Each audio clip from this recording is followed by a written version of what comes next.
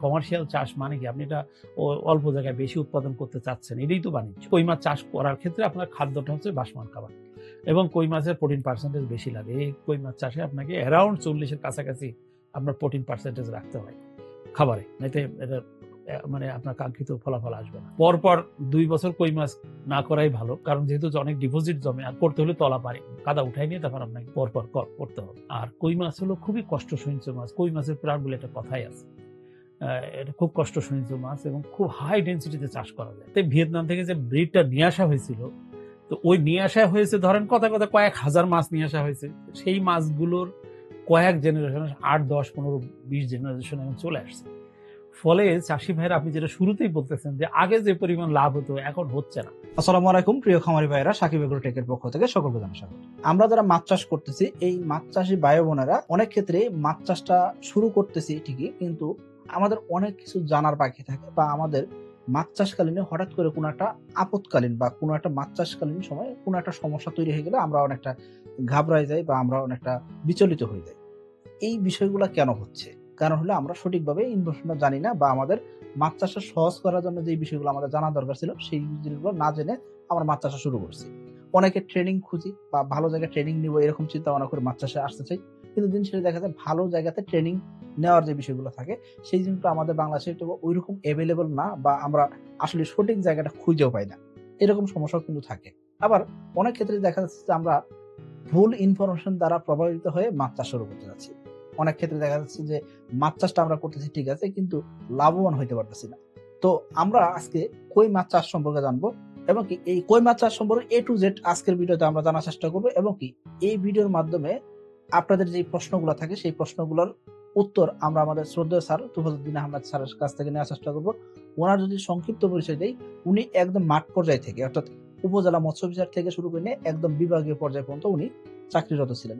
দীর্ঘ 30 বছর জীবনে, চাকরি জীবনে উনি বহু সংখ্যক খামারের সাথে উনি উঠা বসা করছেন। উনি সরকারি ফার্ম ম্যানেজার হিসেবে নিয়োজিত ছিলেন। তো সবকিছু মিলে উনার যে ব্যক্তিগত জীবনে এক্সপিরিয়েন্স, সেই এক্সপিরিয়েন্স থেকে উনি আপনাদের কই মাছ চাষ সম্পর্কে A to Z জানানোর চেষ্টা করবে। এবং কি আপনাদের সাকিব ভাই, আমি আজকে হোস্ট হিসেবে আছি। আপনাদের যত ধরনের প্রশ্নগুলো আসে সেই প্রশ্নের উত্তরগুলো আমি আজকে স্যারের কাছ থেকে নেওয়ার চেষ্টা করব। তো চলুন শুরু করা যাক। স্যার, কেমন আছেন আপনি? আলহামদুলিল্লাহ। সাকিব ভাইকে অনেক ধন্যবাদ আপনার স্টুডিওতে দাওয়াত দেওয়ার জন্য। তো আমরা এইভাবে আপনি যেভাবে চাষিদের সহযোগিতা করার জন্য যে উদ্যোগগুলো নিয়েছেন, খুবই প্রশংসার দাবি রাখে। আমি আপনাকে অনেক ধন্যবাদ জানাই যে আপনি বাংলাদেশের মাছ চাষিদের হেল্প করার জন্য আপনি ব্যক্তিগতভাবে অনেক কিছু করছেন। এই এই উদ্যোগের জন্য আপনাকে আমি আমার পক্ষ থেকে অনেক ধন্যবাদ জানাচ্ছি। আমাদের পক্ষ থেকেও স্যারকে ধন্যবাদ। স্যারের নিজস্ব যে ব্যক্তিগত সময়, সেই সময় বের করে স্যার আমাদের স্টুডিওতে আসছেন। তো স্যারকে ধন্যবাদ। আসলে আমরা দুজনেই চাচ্ছি যে খামারি উপকৃত হোক। মূল কথা হলো খামারের যে উপকারের যে বিষয়টা, অর্থাৎ খামারি যাতে সঠিক ইনফরমেশন জেনে মাছ চাষটা করে, সেটাই আমাদের মেইন টার্গেট। তো সেই জায়গা থেকে স্যার, আমি আপনাকে আজকে মোটামুটি অনেক জ্বালাবো, অনেক ধরনের প্রশ্ন করব। এগুলো আসলে আমাদের খামারির প্রশ্ন করে থাকে। নতুন খামারি এই প্রশ্নগুলো বেশিরভাগ করে থাকে। তো নতুন খামারি, পুরাতন খামারি সকলেরই সমস্যা আছে। এই কই মাছের অনেক সময় দেখা যাচ্ছে জেডি রোগ আসতেছে, দেখা যাচ্ছে সঠিকভাবে লাভবান হতে পারতেছে না, খাদ্যের দাম বেড়ে যাওয়ার কারণে খাদ্যর পরিমাণ বাড়তি লাগতেছে, অনেক সময় দেখা যাচ্ছে খাদ্যের দামের কারণে দেখা যাচ্ছে খামারের উপর লাভবান হতে পারতেছে না। আসলে কোন কোন পন্থা অবলম্বন করলে একটা খামার লাভবান হতে পারে সেই জিনিসগুলো জানার চেষ্টা করবো। এর পাশাপাশি আমরা জানবো যে কই মাছ চাষ কখন থেকে শুরু করে কখন পর্যন্ত করলে লাভবান হওয়া যায়, A to Z আমরা জানার চেষ্টা করবো। তো আশা করি আপনাদের এই ভিডিওটি সম্পূর্ণ যারা দেখবেন, আশা করি কই মাছ চাষ সম্পর্কে A to Z আপনাদের একটা ধারণা হবে। তো চলুন মেন আলোচনায় আসি। স্যার, এই যে কই মাছ আমরা চাষ করতেছি, অনেক খামারি পর্যায় থেকে কই মাছ চাষ সম্পর্কে যে বিষয়গুলো অভিযোগ আসে যে কই মাছ চাষে ওইভাবে এখন আর লাভ হচ্ছে না, আগে যেরকম লাভ হতো এরকম আর লাভ হচ্ছে না। আসলে আগে যেরকম লাভ হতো, যে বিষয়টা আসে, এই আগের বলতে কি বোঝাচ্ছে আর বর্তমান বলতে আসলে কি বুঝতেছি, এটা আমার একটু বলতেন। সাকিব ভাই, অনেক ধন্যবাদ যে আপনি খুবই একটা বাণিজ্যিক গুরুত্বপূর্ণ মাছের আলোচনা উপস্থাপন করেছেন। এবং হলো যে কোনো কোনো এলাকায়, বাংলাদেশের কোনো কোনো এলাকায় এক্সক্লুসিভলি খুব মানে বাণিজ্যিকভাবে এই কই মাছ চাষটা পরিচালনা করা হয়। বিশেষ করে নরসিংদী জেলা প্রচুর কই মাছ চাষ হয়, বগুড়াতে কই মাছ চাষ হয়। তো এই যে কই মাছটা আমরা যা চাষ করছি, এটা তো এটা এখন বর্তমান যে ব্রিডটা, মানে যে জাতটা আমরা ব্যবহার করছি, এটা ভিয়েতনামি কই মাছ। এটা আমরা কিন্তু শুরু করেছিলাম থাইল্যান্ডের কই মাছ দিয়ে, কিন্তু এখন ভিয়েতনামি কই মাছটার সুবিধা যেটা সাইজে অনেক বড় হয়, খুব দ্রুত বড় হয়। তো এখন হচ্ছে যে বেশ কয়েক বছর আগে থেকেই, মানে 10-12 বছর আগে থেকেই আপনার এই কই মাছের বাণিজ্যিক চাষ চলছে বাংলাদেশে। কিন্তু ওই যে আপনার ভিয়েতনাম থেকে যে ব্রিডটা নিয়ে আসা হয়েছিল, তো ওই নিয়ে আসা হয়েছে ধরেন কথা কথা কয়েক হাজার মাছ নিয়ে আসা হয়েছে, সেই মাছগুলোর কয়েক জেনারেশন 8, 10, 15, 20 জেনারেশন এখন চলে আসছে। ফলে চাষি ভাইরা আপনি যেটা শুরুতেই বলতেছেন যে আগে যে পরিমাণ লাভ হতো এখন হচ্ছে না, এটা দুটো ইস্যু আছে, দুটো কারণ আছে। একটা হচ্ছে যে যখন আপনার ধরেন সেই 11 সাল 12 সাল যখন আপনার শুরু হয়েছিল কই মাছ চাষ, তখন আপনার চাষি বাজারে কই মাছ পেত 300 টাকা 350 টাকা কেজি।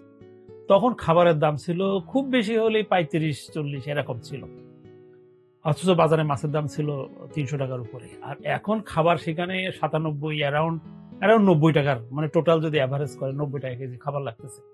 মাছের দাম চলে আসছে 150 টাকা, 175 টাকা, 180 টাকা এরকম। ফলে এই প্রফিটটা কমে আসছে। পাশাপাশি যেটা ঘটেছে যে পুকুরের ভাড়া আগের থেকে বেড়ে গেছে, আপনার মাছের খাবারের দাম বাড়ছে, ভাড়া বেড়েছে, আপনার হলো যে বিদ্যুতের খরচ বেড়ে গেছে, লেবার খরচ বেড়ে গেছে। এই জন্যই আগের মানে এখন থেকে 10 বছর আগের সাথে এই প্রফিটটা হচ্ছে না, সেইভাবে হচ্ছে না। এটা হলো কই মাছের সিনারিও না, এটা অন্যান্য মাছের ক্ষেত্রেও একই রকম অবস্থা। যেমন ধরেন আপনার শিং মাছ একসময় 800-900 টাকা কেজি বিক্রি হয়েছে, এখন সেখানে 350-400 টাকা সর্বোচ্চ। মাগুর মাছ আপনার 1100-1200 টাকা করে কিনতে হয়েছে, সেই মাছগুলো এখন 400 টাকায় নেমে আসছে। এরকম, এটা বাস্তবতা যে একটা হলো সাপ্লাই বাড়ছে, আর একটা হচ্ছে যে আপনার চাষিরা এখন অনেক বেশি উৎপাদন করছে। এইসব সার্বিক বিবেচনায় এই কই মাছের বর্তমান সিচুয়েশন। তবে কই মাছটা হলো চাষির জন্য খুবই এমন একটা ভালো, খুবই বাণিজ্যিক চাষ করার জন্য খুব ভালো একটা জাত এটা। প্রথমত হলো যে এই মাছটা খুব দ্রুত বাড়ে। আপনার হলো যে একটা ক্রপ বের করতে 4 মাস যথেষ্ট। 4 মাস চাষ করলে একেবারে বেবি থেকে 4000-5000 কেজি থেকে শুরু করে বাজারে দেওয়া পর্যন্ত মোটামুটি মিডিয়াম ব্যবস্থাপনা হলে 4 মাসে বাজারে চলে যায়। এবং বাজারে এটা 10টা 12টা কেজি হলে ভালো চলে। বড় বড় সাইজ করা লাগে না, আপনার 10-12টা সাইজ হলে ভালোই ইয়ে হয়। আর কই মাছ হলো খুবই কষ্ট সহিষ্ণু মাছ। কই মাছের প্রাণ বলে একটা কথাই আছে। এটা খুব কষ্ট সহিষ্ণু মাছ এবং খুব হাই ডেনসিটিতে চাষ করা যায়। এবং হলো খুব বেশি রোগ ব্যাধি ওরকম নাই যে টোটাল আপনার পুঁজি মারি যাবে। শুধু বাংলাদেশে 14 সালে একটা ঘটনা ঘটেছিল যে 2014 সালে আপনার হলো খুব মারাত্মক একটা ইয়ে হয়েছিল, ব্যাপক একটা রোগ আসছিল, সেই চাষি ক্ষতিগ্রস্ত হয়েছে। এখন আপনার ক্ষতিটা ওইরকম হয় না, অত বড় রোগ ওরকম ধরনের প্রকোপ আসে না। তারপরেও নর্মালি ভালোভাবে চাষ করলে এটা মোটামুটি চাষ হচ্ছে। এবং যারা অনেকেই হাউজে, এই মাছটা আবার সুবিধা হলো যে হাউজেও চাষ করা যায় এই মাছটা। এবং হলো মোটামুটি এই পোনাটার দামও খুব বেশি না, পোনাটার দামও মোটামুটি রিজনেবল প্রাইস, যেহেতু এটার হ্যাচারিতে খুব বেশি এটা সহজ, মানে বেশ বাচ্চারা তৈরি করা খুবই সহজ। সেই হিসেবে কই মাছ খুব ভালো একটা প্রজাতি, যেটা দিয়ে যে কোনো মাছ চাষি, নতুন মাছ চাষিও এই মাছটা নিয়ে কাজ করতে পারে, সমস্যা খুব বেশি না। তো এখন যদি বলেন যে আমরা কই মাছ চাষ করতে গেলে কি ধরনের পুকুর আমরা বাছাই করব, এটা একটা সুবিধা হচ্ছে যে এটা ছোট পুকুর বড় পুকুর সব পুকুরেই করা যায়। এবং এটার জন্য যে গভীরতা খুব বেশি লাগবে তা না, এটা 3 ফিট গভীর হলেই, 2 ফিট গভীর হলেও এই কই মাছ চাষ করা যায়, 7-8 ফিট গভীরেও করা যায়। মানে এটা বেশ বড় রেঞ্জ, এবং এটার কোনো অক্সিজেন প্রবলেম নাই, এটার কোনো অ্যামোনিয়া প্রবলেম নাই। এটা পানি গাঢ় হয়ে যাচ্ছে, এবং খুবই ইন্টারেস্টিং, এত গাঢ় হয়ে যায় যে সেখানে আপনি সাদা মাছ দিলে বাঁচবেই না, এরকম ফাইটোপ্ল্যাঙ্কটনের ব্লুম হয়ে এমন অবস্থা হয়। তারপরেও কই মাছ আপনার হলো চাষ হচ্ছে, এবং কই মাছ বাতাসে এসে সরাসরি বাতাস থেকে অক্সিজেন নেয়, ফলে এখানে অ্যারেটরের কোনো প্রয়োজন হয় না। তো এই এই যে বিহেভিয়ার, তার যে বায়োলজিক্যাল যে বৈশিষ্ট্য, যে সে কষ্ট সহিষ্ণু মাছ, আপনার হলো দ্রুততম সময়ে বড় হয়, বাজারে দেওয়া যায়, এই জন্যই এই মাছটা বেশ চাষি, যারা বাণিজ্যিক মাছ চাষ করে তারা এই চাষটা করে। এবং একটি পুকুরে আপনি সিজনের শুরুতে, এটা সিজন আবার শুরু হয় সাকিব ভাই, খুব আগে সিজন, আর্লি সিজন। আমরা সবাই জানি যে মাছ চাষ মেইনলি সিজন শুরু হয় গরম শুরু হতে, অর্থাৎ ফাল্গুন মাসে, এবং সিজনের একদম ফার্স্টে এই পোনাটা ভেসারি থেকে বেরিয়ে আসে। ফলে একটা চাষি যদি ডিসেম্বরে তার পন্ডা প্রিপারেশন করে নেয়, এবং অন্যান্য মাছের জায়গায় প্রিপারেশন করা হয়, সেম যদি পুকুর প্রিপারেশন করা হয়, এবং কই মাছ সাধারণত হাই ডেন্সিটি, মানে আমরা 2000-2500 পার ডেসিমেলে এটা একদম কমন চাষ করা হয় কমনলি। তো পার ডেসিমেলে 2000 যদি ধরেন 12টা যদি কেজি হয়, এই মাছটা হলো পার ডেসিমেলে 150 থেকে 200 কেজি খুব সহজে করা যায়। এবং হলো এই মাছটা করার পরে সেই চাষি মানে খুব সহজে অন্য একটা মাছ ওই পুকুরে একই পুকুরে করতে পারে। তো এক্ষেত্রে সবচেয়ে ভালো হয় আপনার তেলাপিয়া, যেহেতু পানিটা গাঢ় হয়ে যায় এবং এই পানিটা রেখে দিয়ে যদি আপনি তেলাপিয়া ছেড়ে দেন, এই যে পানিটায় যে ফাইটোপ্লাঙ্কটনের যে পরিমাণ ন্যাচারাল খাবার থাকে, এটা নর্মালি যদি 24 দিন বয়স্ক বাচ্চা ছেড়ে দেয়, কিন্তু অন্য মাছ কিন্তু এই পানিতে হয় না। এটা আবার একটা বোঝার দরকার যে এই পানিটা এত গাঢ় থাকে যে আপনি যেখানে রুই কাতলা দিবেন হবে না, রুই কাতলা বাচ্চা দিলে মরেই যাবে, অন্য মাছ ভালো হবে না, তাহলে পানি ফেলে দিতে হবে, পানি উঠায় তারপর আপনাকে প্রিপারেশন করে অন্য মাছ দিতে হবে। কিন্তু তেলাপিয়াটা এখানে দেওয়া যায়, এটা একটা বিষয় যে ওই মাছ চাষ করে ধরে নেওয়ার পরে আপনি তেলাপিয়া মাছ ছেড়ে দেন, ব্যাস সুন্দরভাবে তেলাপিয়া চাষটা হয়ে যায়, অনেক খাবার সাশ্রয় হয় সেখানে।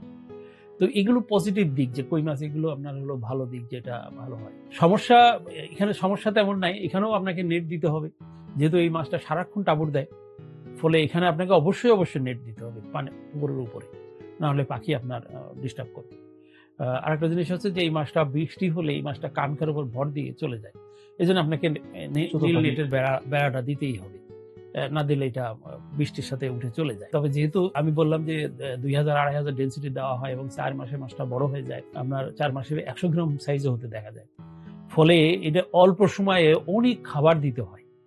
এখানে অনেক চাষি এই খাবার নিয়েই একটা পেরেশানির মধ্যে পড়ে যায় যে প্রচুর খাবার আপনার ব্যবহার হয়, কিন্তু খাবারটা কিন্তু 4 মাসের ভিতরে যেহেতু মাছটা চলে যাচ্ছে বাজারে, এই জন্যই কিন্তু আপনার খাবারটার এনএসডি অনেক বেশি। এইটা আপনার চাষের ক্ষেত্রে। আর পন্ড প্রিপারেশন আপনার হলো অন্য কমার্শিয়াল মাছ চাষ করতে হলে যে কায়দা করতে, এখানে অবশ্যই আপনাকে যেহেতু এই পানিটা গাঢ় হয়ে যায়, ফলে আপনার তলার কাদা আপনাকে সরাতেই হবে এটার ক্ষেত্রে, মানে তলাটা একবার হার্ড শুকায় নিতে হবে। আর পরপর 2 বছর কই মাছ না করাই ভালো, কারণ যেহেতু অনেক ডিপোজিট জমে, আর করতে হলে তলা পারে কাদা উঠাই নিয়ে তারপর আপনাকে পরপর করতে হবে। তো এটা মোটামুটি আপনার হলো আমাদের দেশে এই মাছটা জনপ্রিয়, বেশ সুস্বাদু মাছ, খুবই মানুষ পছন্দ করে, এবং সেই হিসেবে এই মাছটার ভালো, যে কোনো নতুন চাষি আপনার এই মাছটা নিয়ে কাজ করতে পারে। আচ্ছা স্যার, আমরা এই কই মাছের ভালো দিক দেখলাম, কিছু আমরা খারাপ দিকও জানতে চাচ্ছি। যেমন আমরা অনেক খামারি থেকে শুনছি যে মাছ পরিবহন করছে, তারপর দেখা যাচ্ছে মাছ মারা যাচ্ছে, বা মাছের লেজ পচা রোগ হচ্ছে, বা মাছের একটা মাছ আরেকটা মাছের লেজ খেয়ে ফেলতেছে। আবার দেখা যাচ্ছে যে যারা খামারির পর্যায়ে থেকে এরকম অবজেকশন আসতেছে যে মাছ ছোট বড় হচ্ছে, মাছ যখন চাষে দিচ্ছে বা নার্সারি করতেছে তখন দেখা যাচ্ছে মাছ ছোট বড় হচ্ছে, অর্থাৎ ছোট মাছগুলো আর বড় হইতে চায় না, আর বড় মাছগুলো বড় হচ্ছে ঠিকই। তো এই যে খাবারের রেশিওটা ঠিক রাখতে পারতেছে না, এই বিষয় সম্পর্কে যদি একটু বলতেন। ধন্যবাদ। আপনি খুব দুটো গুরুত্বপূর্ণ, এই মাসের ক্ষেত্রে এই দুটো গুরুত্বপূর্ণ ইস্যু আছে, যে আপনি পন প্রিপারেশন করলেন, করে এবার পোনা নিয়ে আসলেন, পোনা নিয়ে এসে ছেড়ে দিবেন, প্রথম 3-4 দিন 4-5 দিন ধরে এটা নিয়ে একটা টেনশন থাকে যে অনেকগুলো মাছ মারা যায়।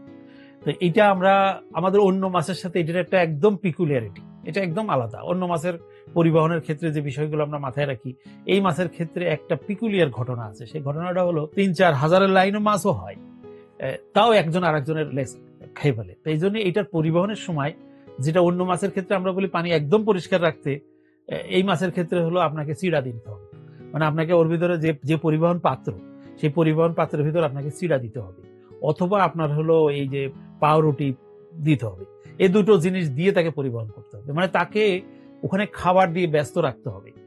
যেমন খুদ, চিকন দানার খুদ ভিজিয়ে ওটার ভিতরে দিতে হয়। তো এটা তো পরিবহনের সময় দিতেই হবে, এটা মাস্ট। এটা যদি না দেওয়া হয় তাহলে ওদের মুখটা খুবই, মানে এমনি আমরা কই মাছ যারা কোটে বা মই মাছের মুখ খুবই শার্প, এই জন্য ওরা নিজেদের মাছের লেজ খেয়ে ফেলে। তো কই মাছ যেহেতু জান শক্ত, মানে ওটা এমনি প্রকৃতিগতভাবে শক্ত মাছ, ওর লেজ নাই কিন্তু ও 3-4 দিন বেঁচে থাকে। এই জন্য ওই লেজ নাই, ওই অবস্থায় মাছ ছেড়ে দিচ্ছেন, মাছ সব চলে যাচ্ছে, কিন্তু 3-4 দিন পরে আস্তে আস্তে ওখানে ইনফেকশন হয়ে তারপর আপনার এই মাছটা মরে যায়। এবং যদি সঠিকভাবে যত্ন না নেয় তাহলে বড় একটা অংশ, 30%-40% মাছের বাচ্চা মারা যায় এই ঘটনায়। কিন্তু আপনি যদি ওই যে আমি বললাম চিড়ে দিয়ে নিয়ে আসেন, তো এটা একটু শুনতে কেমন লাগে যে চিড়ে দিয়ে মাছ পরিবহন, সাধারণত অন্য মাছের ক্ষেত্রে এটা একটা মানে খুবই ব্যতিক্রম ঘটনা। তো এটা আবার অনেক চাষি জানে, আবার অনেকেই জানে না যে এটা এইভাবে খাবার দিয়ে পরিবহন করতে হবে। তো খাবার দিয়ে পরিবহন করলে ওরা ব্যস্ত থাকে। তো যখন আপনি নিয়ে আসলেন, খাবার দিয়ে পরিবহন করে নিয়ে আসলেন, নিয়ে এসে আবার পুকুরে আপনি ছাড়লেন, ছাড়ার পরে প্রথম যখন ছাড়তেছেন তখন খুব পারলে তাকে ঘন্টায় ঘন্টায় একটু খাবার দিতে হবে। এটা হলো আপনার এই যে খুদ, মানে একেবারে মিহি খুদটা দিতে হবে, অথবা আপনাকে ওই ডুবন্ত খাবার, চিকন দানার খাবারটা দিতে হবে, তাকে ব্যস্ত রাখা খাবার দিয়ে। তো এই মানে ঘন্টায় ঘন্টায় খাবার দিতে হবে তাকে। কারণ সে প্রথম আসছে, তখন প্রথম দিকে তেমনি বেবি অবস্থায় তার খিদা লাগে বেশি, কিন্তু জাস্ট ওই নতুন জায়গায় আসার কারণে আপনি পরে 3 বা 4 বার ঠিক করে নেন, কিন্তু প্রথম 2 দিন, জাস্ট 2টো দিন আপনাকে এই ঘন্টায় 1 ঘন্টা 1.5 ঘন্টা পর পর অল্প অল্প খাবার দিতে হবে, যাতে সে খাবার নিয়ে ব্যস্ত থাকে।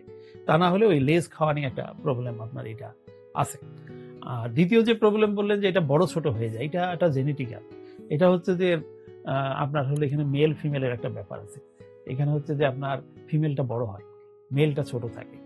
তো যারা অভিজ্ঞ চাষী, তারা এই বেবি অবস্থায় যেহেতু ছোট ছোট বড় হয়ে যায়, সেহেতু মাথার মাছ বলতে যেটা বোঝায় যে 1 লাখ পোনা থেকে আপনাকে ওইভাবে কাটাই করে এই বড় সাইজটা নিতে হয়, আর ছোট সাইজটা বাদ দিতে হয়। তো এটা যারা করতে পারে তারা ফিমেলের সংখ্যা বেশি হয়, ফলে তার ওই পার্থক্যটা অত ক্ষতি করে না। কিন্তু যদি আপনি এইভাবে মানে এটা স্ক্রিনিং না করে নেওয়া হয়, তাহলে অনেক সময় ছোট মাছের পরিমাণ বেশি হয়ে যায়, তখন বাজারে মাছ উঠালে ও কষ্ট পড়ে যায়, খাবার খরচ পড়ে যায়, আবার হলো বাজারে উঠালে আপনার দাম কম পাওয়া যায়। কিন্তু আপনি যদি কমার্শিয়ালি করতে যান, তাহলে আপনাকে 1 লাখ পোনা কিনতে হবে, কিনে সেই পোনা থেকে আপনাকে এইভাবে সর্ট আউট করে মাথার বড়টা নিতে হবে। এটা 5-7 দিনের ব্যাপার। খুব ছোটবেলা খুব দ্রুত চেঞ্জ হয়, মানে সাইজটা চেঞ্জ হয়। ফলে আপনি 7-8টা দিন যদি আপনি রাখেন, রেখে যদি এখান থেকে বড়টা নিয়ে নেন, অথবা নার্সারি যেখান থেকে কিনতেছেন সেখান থেকে নিয়ে নেন ওইভাবে, তাহলে আপনি এটা এটা কই মাছের ক্ষেত্রে করা লাগে, এটা বাধ্যতামূলক। মানে এটা নার্সারি করে নার্সারি করে সেখান থেকে বড়টা নিতে হবে, মানে ছাঁটাই করতে হবে, ছাঁটাই করতে হবে। শিং মাছের মতো একটা। হ্যাঁ, শিং মাছ একটু পরে যে ছাঁটাই করতে হয়, কিন্তু কই মাছটা কই মাছ প্রথম দিকে 7 দিন 10 দিন পরেই করা যায়। করে আপনাকে ছাড়তে হবে, তাহলে এই সমস্যাটা কম হবে। এই দুটো জিনিস আছে কই মাছের ক্ষেত্রে, এটা মানে এটা আছে তার বাস্তবতা। তাহলে একজন খামারি, নতুন খামারি যদি এই কই মাছ নিয়ে শুরু করতে চায়, সেক্ষেত্রে দেখা যাচ্ছে এই যে 2টা বিষয় বললেন, 2টা বিষয় যদি একটা খামারি যদি ফিল আপ না করতে পারে, সেক্ষেত্রে তার কি হতে পারে? সেই ক্ষেত্রে তার অনেক মর্টালিটি হবে, তার অনেক গ্যাপ হয়ে যাবে। যেমন ধরেন অনেক সময় আমরা অক্সিজেন ব্যাগে পরিবহন করি, কই মাছের ক্ষেত্রে অক্সিজেন ব্যাগটা ওইরকম লাগে না, কারণ কই মাছ খুব হাই ডেন্সিটিতে ক্যারি করা যায়, এরা বাতাস থেকে অক্সিজেন নেয়। ফলে আমরা দেখছি যে একটা পাতিলের ভিতর বা একটা ড্রামের ভিতর অনেক পোনা নেওয়া যায়। তো সেই হিসেবে এটা এই ড্রাম পদ্ধতি যে নেওয়াই ভালো। আরেকটা হচ্ছে যে ওই যে বললাম যে ছাড়ার পরে যে 1 ঘন্টা পর যে খাবারটা, এইটা আবার অনেকেই ভুল করে ফেলে। আবার অনেকে জানে, আবার অনেকে এটা এখনো পর্যন্ত জানে না। আমি প্রায় এই সমস্যাটা আমার কাছে আসে, যে হলো স্যার কই মাছ ছাড়ার পরে অনেক সংখ্যক কমে গেছে, এবং প্রথমেই এই ঘটনাটা ঘটে যায়, যেটা খুবই মানে বেদনাদায়ক একজন নতুন মাছ চাষির ক্ষেত্রে। তো আমরা চেষ্টা করি যারা এই দুটো পয়েন্ট আপনার খেয়াল রাখতে হবে, যে আপনি মানে এটা এক হলো আপনাকে চিড়া দিয়ে নিয়ে আসতে হবে, এটা একটা ব্যতিক্রম। অনেকে এটা করতে চায় না, বুঝতে চায় না, বা মনে করি এটা আবার কেমন, যে পানি গাঢ় হয়ে যাচ্ছে। পানি গাঢ় হলে কই মাছের ক্ষেত্রে কোনো অসুবিধা নেই, যে আপনি যে চিড়া দিচ্ছেন বলে যে তার পরিবারে কোনো ক্ষতি হবে, কিচ্ছু হবে না। এবং আপনার হলো ছাড়ার পরপরই প্রথম 2টা দিন, বেশি দিন না, জাস্ট 2টা দিন আপনাকে একটু ঘন ঘন খাবার দিতে হবে। পরে আপনি 4 বার খাবার দেন, সকালে 1 বার দেন, 12টার সময় 1 বার দেন, 4টার সময় 1 বার দেন, সন্ধ্যার সময় 1 বার দেন। মোটামুটি 4 বার খাবার দিতে হবে আর্লি স্টেজে। পরে যে আপনার হলো যখন 100 লাইনে চলে আসে, তখন আপনি 2 বার খাবার দিলেও হয়, কোনো ইয়ে নেই, এর ক্ষেত্রে আর কোনো সমস্যা নেই। আচ্ছা, আমি একটা কই মাছ চাষ করবো, এরকম একটা পুকুর সিলেকশন করলাম, সেক্ষেত্রে আমার কোন কোন দিক বেশি নজরদারি রাখতে হবে? ধন্যবাদ সাকিব ভাই। এটা কই মাছের ক্ষেত্রে একটা বিশেষ, আপনি যে পয়েন্টটা বললেন এটা খুব গুরুত্বপূর্ণ। কারণ কই মাছের ক্ষেত্রে যদি আপনি হাই ডেন্সিটি চাষ করেন, তাহলে এখানে যেটা হয়, আমরা এমনি জানি যে পুকুরের তলদেশে ময়লা জমে, কিন্তু কই মাছের ক্ষেত্রে তলায়ও জমে, উপরেও জমে। এটা একটা পিকুলিয়ারিটি, যে একদম উপরে সর পড়ে, প্রতিদিনই দেখবেন সর পড়ে, মোটা একটা সর পড়ে যায়। তো এই জন্য কই মাছের পুকুরটা আপনাকে চেষ্টা করতে হবে এমন পুকুর সিলেকশন করতে, যেখান থেকে আপনি সারফেস থেকে পানি বের করে দিতে পারবেন। একটু মেকানিজম করতে হবে, উপর থেকে পানি বের করতে হবে। তো যদি আপনি উপর থেকে পানি ওই শর্টটা বের করে দিতেই হবে, কারণ নাইতো ওই শর্টটা জমিয়ে খুব দ্রুত পানি নষ্ট হয়ে যায়। এবং অন্য মাছে না, কই মাছের পানি কই মাছ সহ্য করতে পারে বলেই খুব গাঢ় হয়ে যায়। এবং এই জন্য আমি বললাম যে কই মাছের সাথে আপনি যদি সাথী ফসল করতে চান, তাহলে শুধুমাত্র শিং আর মাগুর, এর বাইরে আপনি আর কোনো মাছ দিতে পারবেন না, অন্য কোনো মাছ ওখানে টিকবে না। এত মানে ওটার অ্যামোনিয়া বা এত পলিউটেড হয়ে যায়। তো এই জন্য সারফেসের পানিটা বের করতে হয়। কিন্তু সারফেসের পানিটা বের করার জন্য আপনাকে পুকুরটা একটু যদি মানে আপনি যদি একেবারে আমাদের ট্রেডিশনাল গভীর পুকুরে করেন, তাহলে আপনি এই পানি বের করে মেকানিজমটা আপনার করা যায় না।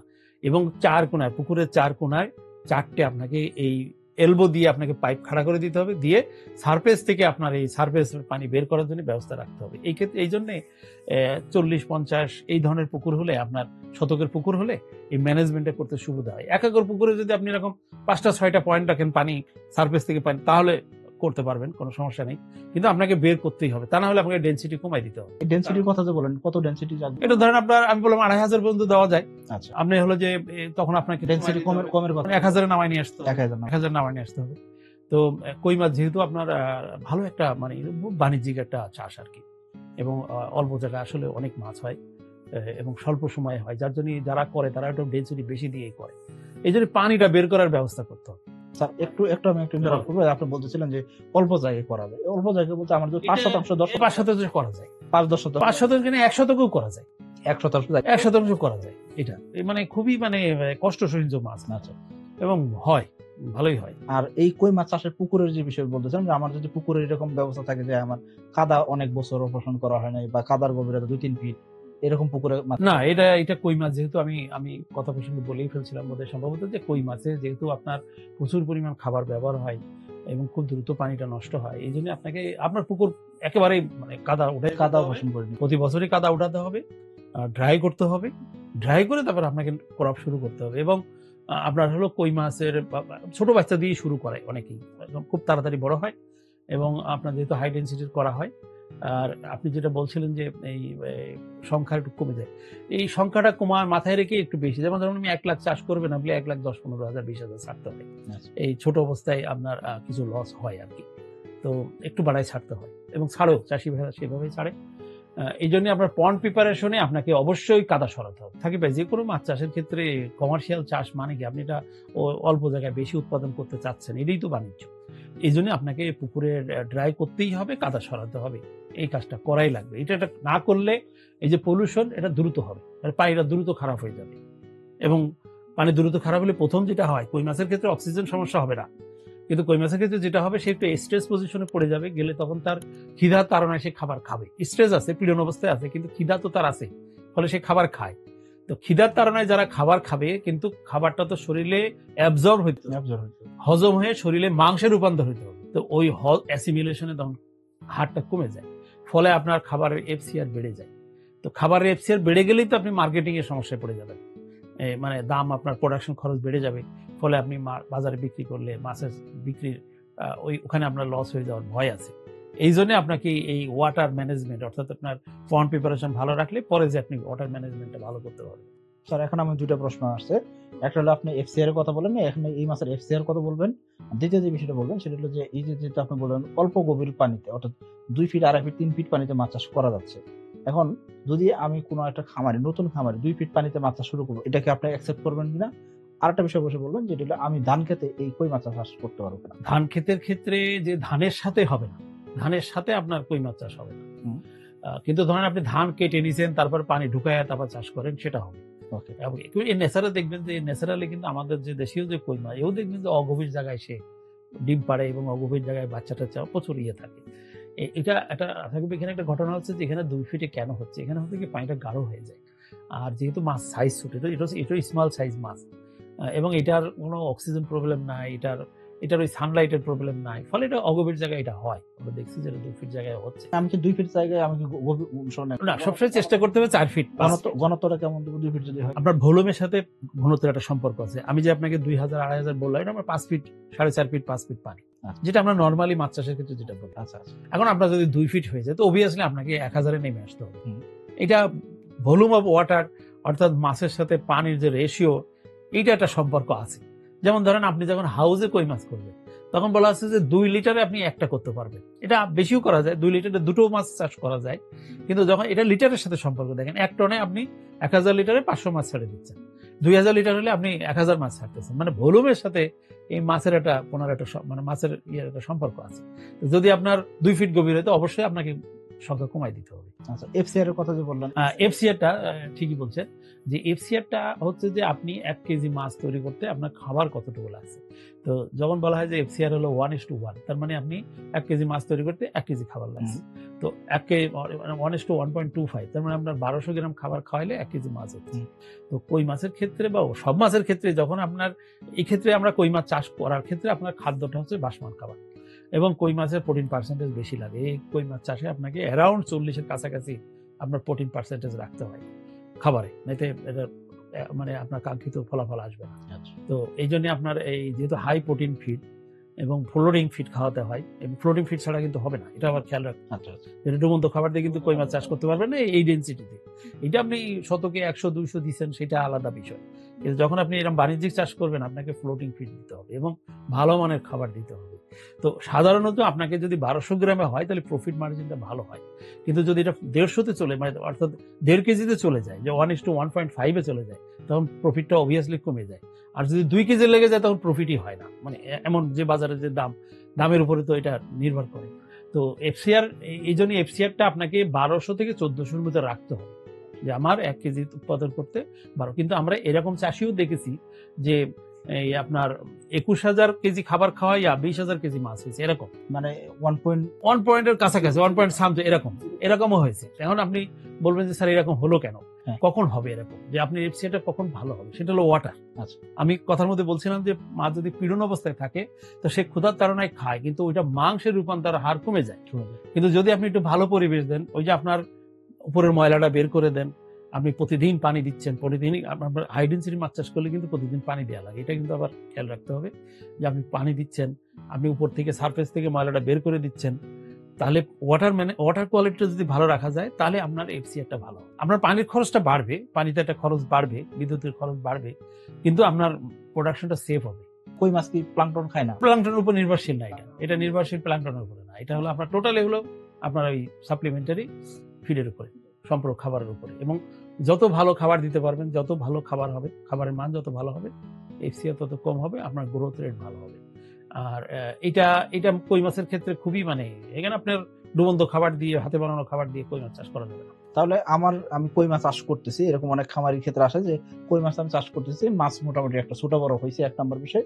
2 নম্বর দেখা যাচ্ছে মাছের গ্রোথ থেমে গেছে, মাছ বড় হতে যাচ্ছে না। এমন কোনো মেডিসিন ব্যবহার করলে গ্রোথ বাড়ানো সম্ভব? এখানে হচ্ছে কি যে কখন আপনার মাছের গ্রোথটা কমে যায়, মাছের গ্রোথটা যখন মনে হচ্ছে যে তেমন চেঞ্জ হচ্ছে না, সেটা হচ্ছে যে এক হচ্ছে যে পানির অবস্থা ভালো না, কারণ সেই কই মাছ যেহেতু নিজে বাতাস থেকে অক্সিজেন নেয়, সে কোনো সিগন্যাল দিতে চায় না। অন্য মাছ যেমন ভেসে থাকে, তেলাপিয়া যখন খাবি খায় বা রুই মাছ জাতীয় মাছ খাবি খায় মারা যায়, তখন বোঝা যায় যে এটা পরিবেশের সমস্যা আছে। কিন্তু কই মাছ খুব হার্ডি মাছ, এটা সবই সহ্য করতে পারে, ফলে সে সিগন্যাল দেয় না, সে সহ্য করে। তা সহ্য করার কারণে সে খাচ্ছে, কিন্তু ওই যে বললাম যে তার শরীরে অ্যাসিমিলেশনটা হয় না, আত্তীকরণ হয় না। এই ক্ষেত্রে আপনার পানি চেঞ্জ করতে হবে, পানি পরিবেশ চেঞ্জ করতে হবে। আর এমনি পানির ভালো রাখার জন্য নর্মালি যেটা আমরা লবণ এবং চুন ব্যবহার করি, সেটাও এখানে করতে হবে। মানে মাসিক পরিচর্যাটা ঠিক মানে লবণ এবং চুন বেশি করতে হবে। এখানে ছোট বড় হওয়ার তো এটা জেনেটিক্যাল কারণ, বললাম যেটা একটা জেনেটিক্যাল প্রবলেম, এটা হবেই, এটা আমরা কেউই থামাইতে পারবো না। তবে মেডিসিনের কথা যেটা বললেন, যে এমন কোনো মেডিসিন আছে কিনা এটাকে করা যায়, ওই ধরনের মেডিসিন না। তবে যে জিনিসটা হচ্ছে, ধরেন আপনার আত্তীকরণ কমে যাচ্ছে, অ্যাসিমিলেশন কমে যাচ্ছে, তো কিছু এনজাইম আছে, মানে হজম কম হচ্ছে, এনজাইম আছে বাজারে কিছু। তো এই এনজাইম, এখন নানান ধরনের এনজাইম আসছে, ভালো করে দেখে নিতে হবে এনজাইম কি করবে। এনজাইমটা করবে কি, আপনি খাবারের সাথে মিশাইয়া যখন এনজাইমটা এই মাছটা খাওয়াবেন, এনজাইমটা কি, যেটা খাবারকে হজম করে, কিছু জারক রস সব প্রাণীরই আছে। তো আপনি এডিশনালি এনজাইম দিয়ে দিলেন, যে আমার মাছের খাবার হজম করবে যে এনজাইম, ওইটা আপনি খাবারের সাথে মিশাইয়ে দিচ্ছেন, তখন হবে কি যে এটা হজমের হেল্প করবে, ফলে আপনার হলো অ্যাসিমিলেশনটা বেশি হবে। তো আপনার এনজাইমের পাশাপাশি আপনার কিছু জেল আছে, এই জেলে থাকে হলো আপনার একটা অ্যাডিশনাল অ্যামাইনো অ্যাসিড থাকে। তো এই জেলের এই যে যেমন চার্জার জেল একটা আছে, বা এই ধরনের জেল পাওয়া যাচ্ছে বাজারে এখন, যে সেখানে হলে অ্যাডিশনালি একটা অ্যামাইনো অ্যাসিড বেশি থাকে, মানে প্রোটিনের একটা উপকরণ থাকে। ফলে এটা হয় কি যে আপনি যেহেতু এটা খুবই কম সময়ে অনেক খাবার খেয়ে তাড়াতাড়ি বড় হয়, প্রোটিনের উপর নির্ভরশীল, ফলে ওই যে খাবারে যদি ওই অ্যামাইনো অ্যাসিড যদি একটু বাড়িয়ে দেওয়া যায়, তাহলে দেখা যায় টোটাল প্রোটিনের পারফরমেন্সটা ভালো হয়ে যায়। ফলে হয় কি যে ওই হজম হয় ভালো, আত্তীকরণ হয় ভালো। তো আপনি যেটা বলছেন যে গ্রোথ কমে গেছে, তখন এই সব বাড়তি এই দুটো জিনিস যদি খাবারের সাথে মিশিয়ে দেওয়া যায়, পাশাপাশি ভিটামিন সিটা থাকতেই হবে। এনিম্যাল মানে ভিটামিন সি কাজটা হচ্ছে যে সে রোগ প্রতিরোধক ক্ষমতা তার বাড়িয়ে দেয়। ফলে সে যদি নিরোগ থাকে এবং আপনি যদি এডিশনালি খাবারের সাথে এগুলো মিশিয়ে দেন, পাশাপাশি ওয়াটারটা যদি একটু আপনি চেঞ্জ করে নেন, পরিবেশটা ভালো করে নেন, তাহলে আপনার এই এই ওইটা থাকবে, স্ট্যান্ডার্ডস থাকবে না, ওটা আবার শুরু হয়ে যাবে গরু। এবং আপনার ধরেন যখন আমি 100% সাপ্লিমেন্টারি ফিড দিয়ে মাছ চাষ করব, তখন আপনাকে একটু মিনারেলস, একটু আপনার হলো ভিটামিন প্রিমিক্স এগুলো দিতে হয়। কারণ ইন্ডাস্ট্রিতে যে ফিডটা নিয়ে আসছি সেখানে অনেক সময় এইগুলো এই মাইক্রোনিউট্রিয়েন্টসের একটু ঘাটতি হয়ে যায়। এটা আপনার কার্ব জাতীয় মাছের ক্ষেত্রে কিন্তু এটা কোনো সমস্যা না, কারণ কার্ব জাতীয় মাছের ক্ষেত্রে আমরা প্রোটিনই কম লাগে। একটা পার্সেন্টেজ কিন্তু আমরা ওই নেসারের উপর নির্ভরশীল। আমরা ওখানে ফাইটোপ্ল্যাঙ্কটন, জুপ্ল্যাঙ্কটন, এই যে আপনি নেসার দিচ্ছেন, নেসাল একটা অংশ খাওয়াচ্ছেন, ওই নেসার থেকে সে ওই তার ওই মাইক্রোনিউট্রিয়েন্টটা সে নিয়ে নেয়।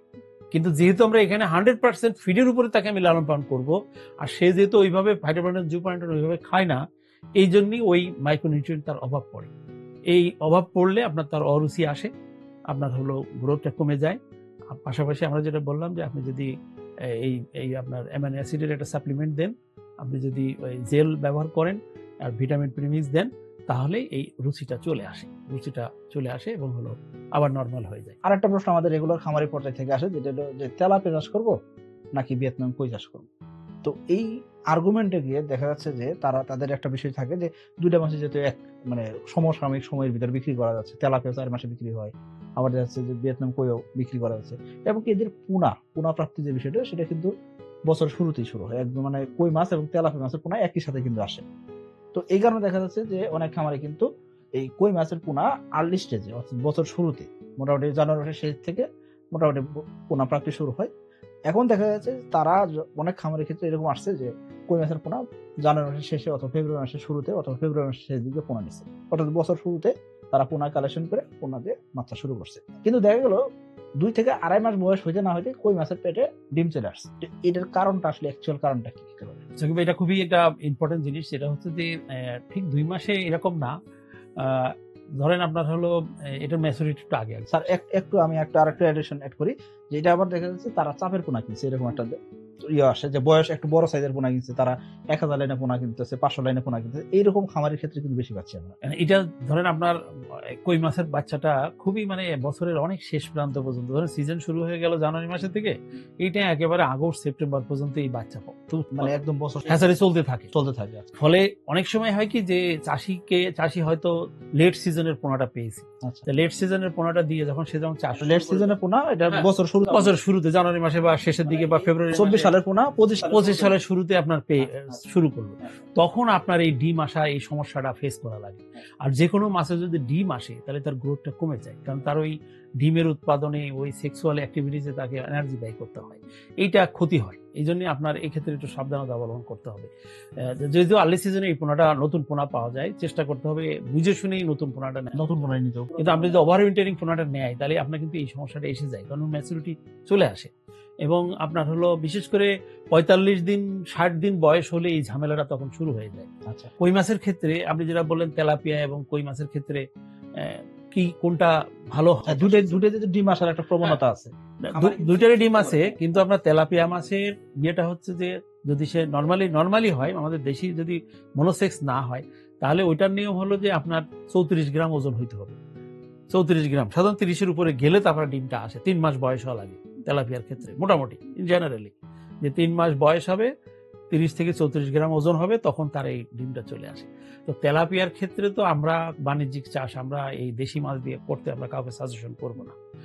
অবশ্যই প্লান্ট হ্যাচারির মনোসেক্স তেলাপিয়া নিয়ে চাষ করতে হবে, অন্যথায় বিপদে পড়ে যাওয়ার সম্ভাবনা অনেক বেশি, এবং আসলে সে তখন আমরা বাণিজ্যিকভাবে সে সফল হতে পুঁজিটা মারি যাওয়ার ভয় থাকে। তো একটা জিনিস হচ্ছে যে একটা চাষির ধরেন 30 শতক পুকুর আছে, সিজনের শুরুতে 2টো পোনাই পাওয়া যাচ্ছে, সে কোনটা করবে? এই ক্ষেত্রে চাষির এখানে দ্বন্দ্ব মানে ইয়েটা হচ্ছে তার সলভেন্সি। এখানে সলভেন্সির ব্যাপারটা একটু বিবেচনায় রাখতে হবে, যে সে কই মাছে যেহেতু আমরা ইন্ডিভিজুয়ালি বেশি দিতে পারছেন আপনি পার ডেসিমেলে, ফলে ইনভেস্টমেন্টটা কিন্তু বেশি। তেলাপিয়ার ক্ষেত্রে কিন্তু আপনি সর্বোচ্চ 250 দিচ্ছেন, আর সেখানে কই মাছ কিন্তু আপনি 2000-2500 দিচ্ছেন, ফলে এখানে কিন্তু ইনভেস্টমেন্টটা অনেক বেশি। কই মাছে ইনভেস্টমেন্টটা অনেক বেশি কই মাছে। এবং তেলাপিয়া মাছ আপনি ডুবন্ত খাবার দিলেও একটা উৎপাদন হবে, একটু সময় লাগবে কিন্তু উৎপাদন হবে। কিন্তু কই মাছে আপনাকে ভাসমান খাবার খাওয়াতে হবে, যেটা অ্যারাউন্ড টাকার কাছাকাছি, মানে প্রতি কেজি খাবারের দাম 100 টাকা, এই 90 টাকা। 90 টাকা 100 টাকার কাছাকাছি। ফলে যার সলভেন্সি আছে, পাশাপাশি যদি পুকুরটা আমরা যেটা বলছিলাম যে পুকুরটার পানি বের করে দেওয়ার ফ্যাসিলিটি আছে, তার জন্যই সে কই মাছ করতে পারে, কারণ সে অল্প সময় এটা বাজারে দিয়ে দিয়ে সে একটা ব্যবসা নিয়ে নিতে পারবে। এবং আমরা এই কই মাছের ক্ষেত্রেই বলতে চাচ্ছি যে আপনি কই মাছ চাষ করার পরে আপনার যে ডার্ক যে গ্রিন পানিটা, এটা আপনি কাজে লাগাতে পারবেন যদি আপনি এইবার তেলাপিয়া ছাড়ে না। অনেক চাষি করে এই ধরনের কায়দা। এই জন্য তার জন্য আমাদের পরামর্শ থাকবে, তার যদি সলভেন্সি থাকে, বিনিয়োগ ক্যাপাসিটি থাকে, তার পুকুরটা যদি কই মাছের জন্য অনুকূল হয়, তা সে কই মাছ করে তারপর মনোসেক্স তেলাপিয়া ছেড়ে দিতে পারে। স্যার আমরা তো মোটামুটি জানলাম যে প্রতি শতাংশ জায়গাতে কই মাছ যদি কেউ একক চাষ করে সে 150 কেজি থেকে 200 কেজি পর্যন্ত উৎপাদন করতে পারবে। উৎপাদন ঘনত্ব অর্থাৎ অনেক বেশি রাখা যাচ্ছে, অর্থাৎ এই জায়গায় তার অবশ্যই এই জায়গায় তার সলভেন্সি লাগবে, অর্থাৎ মানে তার বিনিয়োগ করার মতো ক্ষমতা লাগবে, এবং কি সে যাতে মানে এই টাকা মানে 4 মাসের ভিতর লাগবে না এরকম টাকা লাগবে। আচ্ছা, এখন বিষয় হলো যে আমি যদি চিন্তা করি যে 4 মাস পরে তো আমি কই বিক্রি করলাম, তো আমি চাইলে কি আরেক টার্ম বা আরো 2 বার বা 3 বার, এই যে তেলাপিয়া যেরকম বছর 2-3 বার চাষ করা যায়, তো কই মাছ আমি 2-3 বার চাষ করতে পারবো কিনা? কই মাছে আপনি 2 বার করতে পারবেন, কিন্তু আপনাকে পুকুর করতে হবে। পুকুরের যখন একটা চাষ হয়ে গেল, তখন আপনাকে পানি থেকে শুরু করে তলার কাদা পেড়ি সব উঠাই দিতে হবে 4 মাস পরেই। 4 মাস পরে। তেলাপিয়ার ক্ষেত্রে তো 1 বছর। তেলাপিয়ার ক্ষেত্রে তো আপনি এত হিউজ অ্যামাউন্ট খাবার ব্যবহার করছেন আচ্ছা, ইউনিট এরিয়াতে, এখানে আপনার যেহেতু পার ডেসিমেলে আপনি 200-150 কেজি মাছ উৎপাদন করতেছেন, ফলে আপনার হলো এখানে খাবারটা অনেক বেশি খাওয়া বেশি। এবং এখান থেকে যদি আপনি ওই স্যালাডটা না উঠাই নেন, তাহলে পরের কই মাছ চাষে আপনি খুব দ্রুত পানি হয়ে যাবে, মানে গ্রিনিশ হয়ে যাবে, ডার্ক হয়ে যাবে, সমস্যা হবে। এই জন্য আপনাকে পন্ড প্রিপারেশনটা আপনাকে আবার করে নিতে হবে ভালো করে। আপনি যদি ধরেন এখন তো একটা সাকিব, এখন অনেক চাষিরা এরকম করতেছে যে পানি আছে, আপনার হলো মেশিন লাগাই দিচ্ছে, ওই যে ড্রেন ক্লিন করে ড্রেনেজ ওয়াটার মাড পাম্প দিয়ে। এই আপনি মাড পাম্প দিয়ে যদি আপনি তলা থেকে এই যে পানির সাথে যদি ওই তলার স্ল্যাশটাকে উঠায় আপনি পুকুর থেকে বের করে দিলেন, এটা কিন্তু খুব সহজ। এবং এখন তো লেবার পাওয়া খুব কঠিন, এখন তো মেকানিক্যাল যুগ চলে আসছে, লেবার পাওয়া যায় না। ফলে এই মাড পাম্পের মাধ্যমে আপনি এই তলানি কিন্তু পরিষ্কার করে দেওয়া যায়।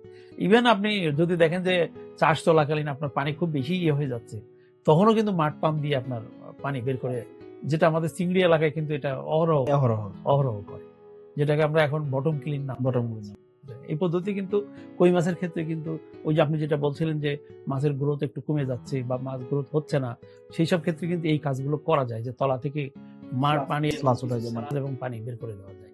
হ্যাঁ, এই বের করে দিলে আপনি আপনার পানিটা ম্যানেজমেন্টটা ভালো হলো। স্যার আরেকটা বিষয় যেটা আমরা জানতে চাচ্ছিলাম যে আমরা যখন কই মাছ চাষ করবো সেই ক্ষেত্রে আপনি বলছিলেন যে 2টা জাত খুব অ্যাভেলেবল, আমরা আরেকটা জাত সম্পর্কে আমরা মোটামুটি অবগত আছি, সেটা হলো আমাদের দেশীয় জাত। আমরা মূলত 3টা জাত সম্পর্কে দেখি কই মাছের: থাইল্যান্ডি কই, ভিয়েতনাম কই, দেশীয় কই, বাংলাদেশের যে কইটা। এখন অনেক খামারি ভাই চায় যে তারা ভিয়েতনাম কই চাষ করবে না বা থাইল্যান্ডি কই চাষ করবে না। কেন?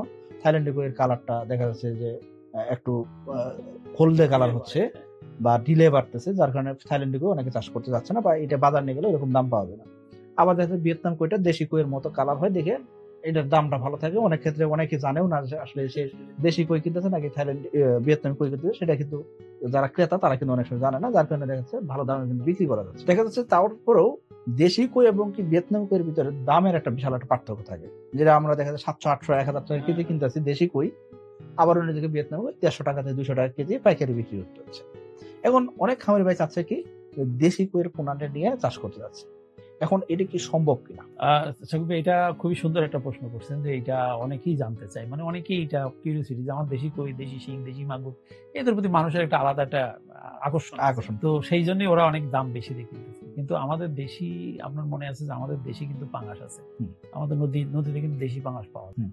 তো আমরা কিন্তু দেশি পাঙাশ নিয়ে বহু চেষ্টা করা হয়েছে যেটা কমার্শিয়ালি চাষ করে, কিন্তু দেখা গেল যে না, এটা কমার্শিয়ালি পারা হচ্ছে না। কিন্তু পাশাপাশি আমরা তখন থাইল্যান্ডের পাঙাশ নিয়ে আসা হলো, তো এখন আমরা থাইল্যান্ডের পাঙাশ অ্যাভেলেবল আমরা করছি এবং বাজারে সেই হিসেবেই কই মাছটা আমাদের দেশে আসছে। এই ভিয়েতনামি কই মাছটা এই জন্যই আপনার কাজ চলা হচ্ছে। দেশি কই মাছের ক্ষেত্রে বাচ্চা আপনার তৈরি করা যাচ্ছে বা বাইরের বাচ্চা আপনি অ্যাভেলেবল পাচ্ছেন, কিন্তু দেশি কই মাছটা আমাদের যে বর্তমানে আমরা যে খাবারটা বানাচ্ছি, যে ফর্মুলেশন আছে, সেই খাবারে কিন্তু ওইটার ওই রকম গ্রোথ হচ্ছে না। মানে আপনার যে নির্দিষ্ট সময়ের ভিতরে যে সে বাজার দিয়ে সাইজ হবে, সেটা হচ্ছে না। যা দুই একটা পরীক্ষা নিরীক্ষা করে দেখা গেছে যে এটা গ্রোথ রেট এত স্লো যে আপনাকে এটা কমার্শিয়ালি পোষাচ্ছে না ওইভাবে। মানে আপনার হলো ব্যবসা সফল না। যার জন্য আপনার এই দেশি কই নিয়ে যদি কোনো চাষি যদি কাজ করতে যায়, সেটা একটা হচ্ছে যে আপনি অন্য একটা মাছ চাষ করতেছেন, ধরেন আপনি নর্মালি রুই জাতীয় মাছের মিশ্র চাষ করতেছেন, তার ভিতরে আপনি দেশি ওয়াইল্ড যদি কই মাছ নিয়ে এসে ছেড়ে দেন, দিয়ে আপনি একটু বেড়া দিতে হবে দেশি কই মাছে, ওই যে আপনি বেড়ে যাওয়ার। ফেন্সিংটা দিতে হবে, দিয়ে ওই দেশি মাছের সাথে আপনি পার্সিয়ালি দিতে পারেন, সেখানে একটা একটা গ্রোথ আপনি পাবেন। তাও আপনার অনেক সময় লাগবে, 6-7 মাস লেগে যাচ্ছে অনেক, জাদু একজন দু একটা ঘটনা আমরা যারা দেখছি।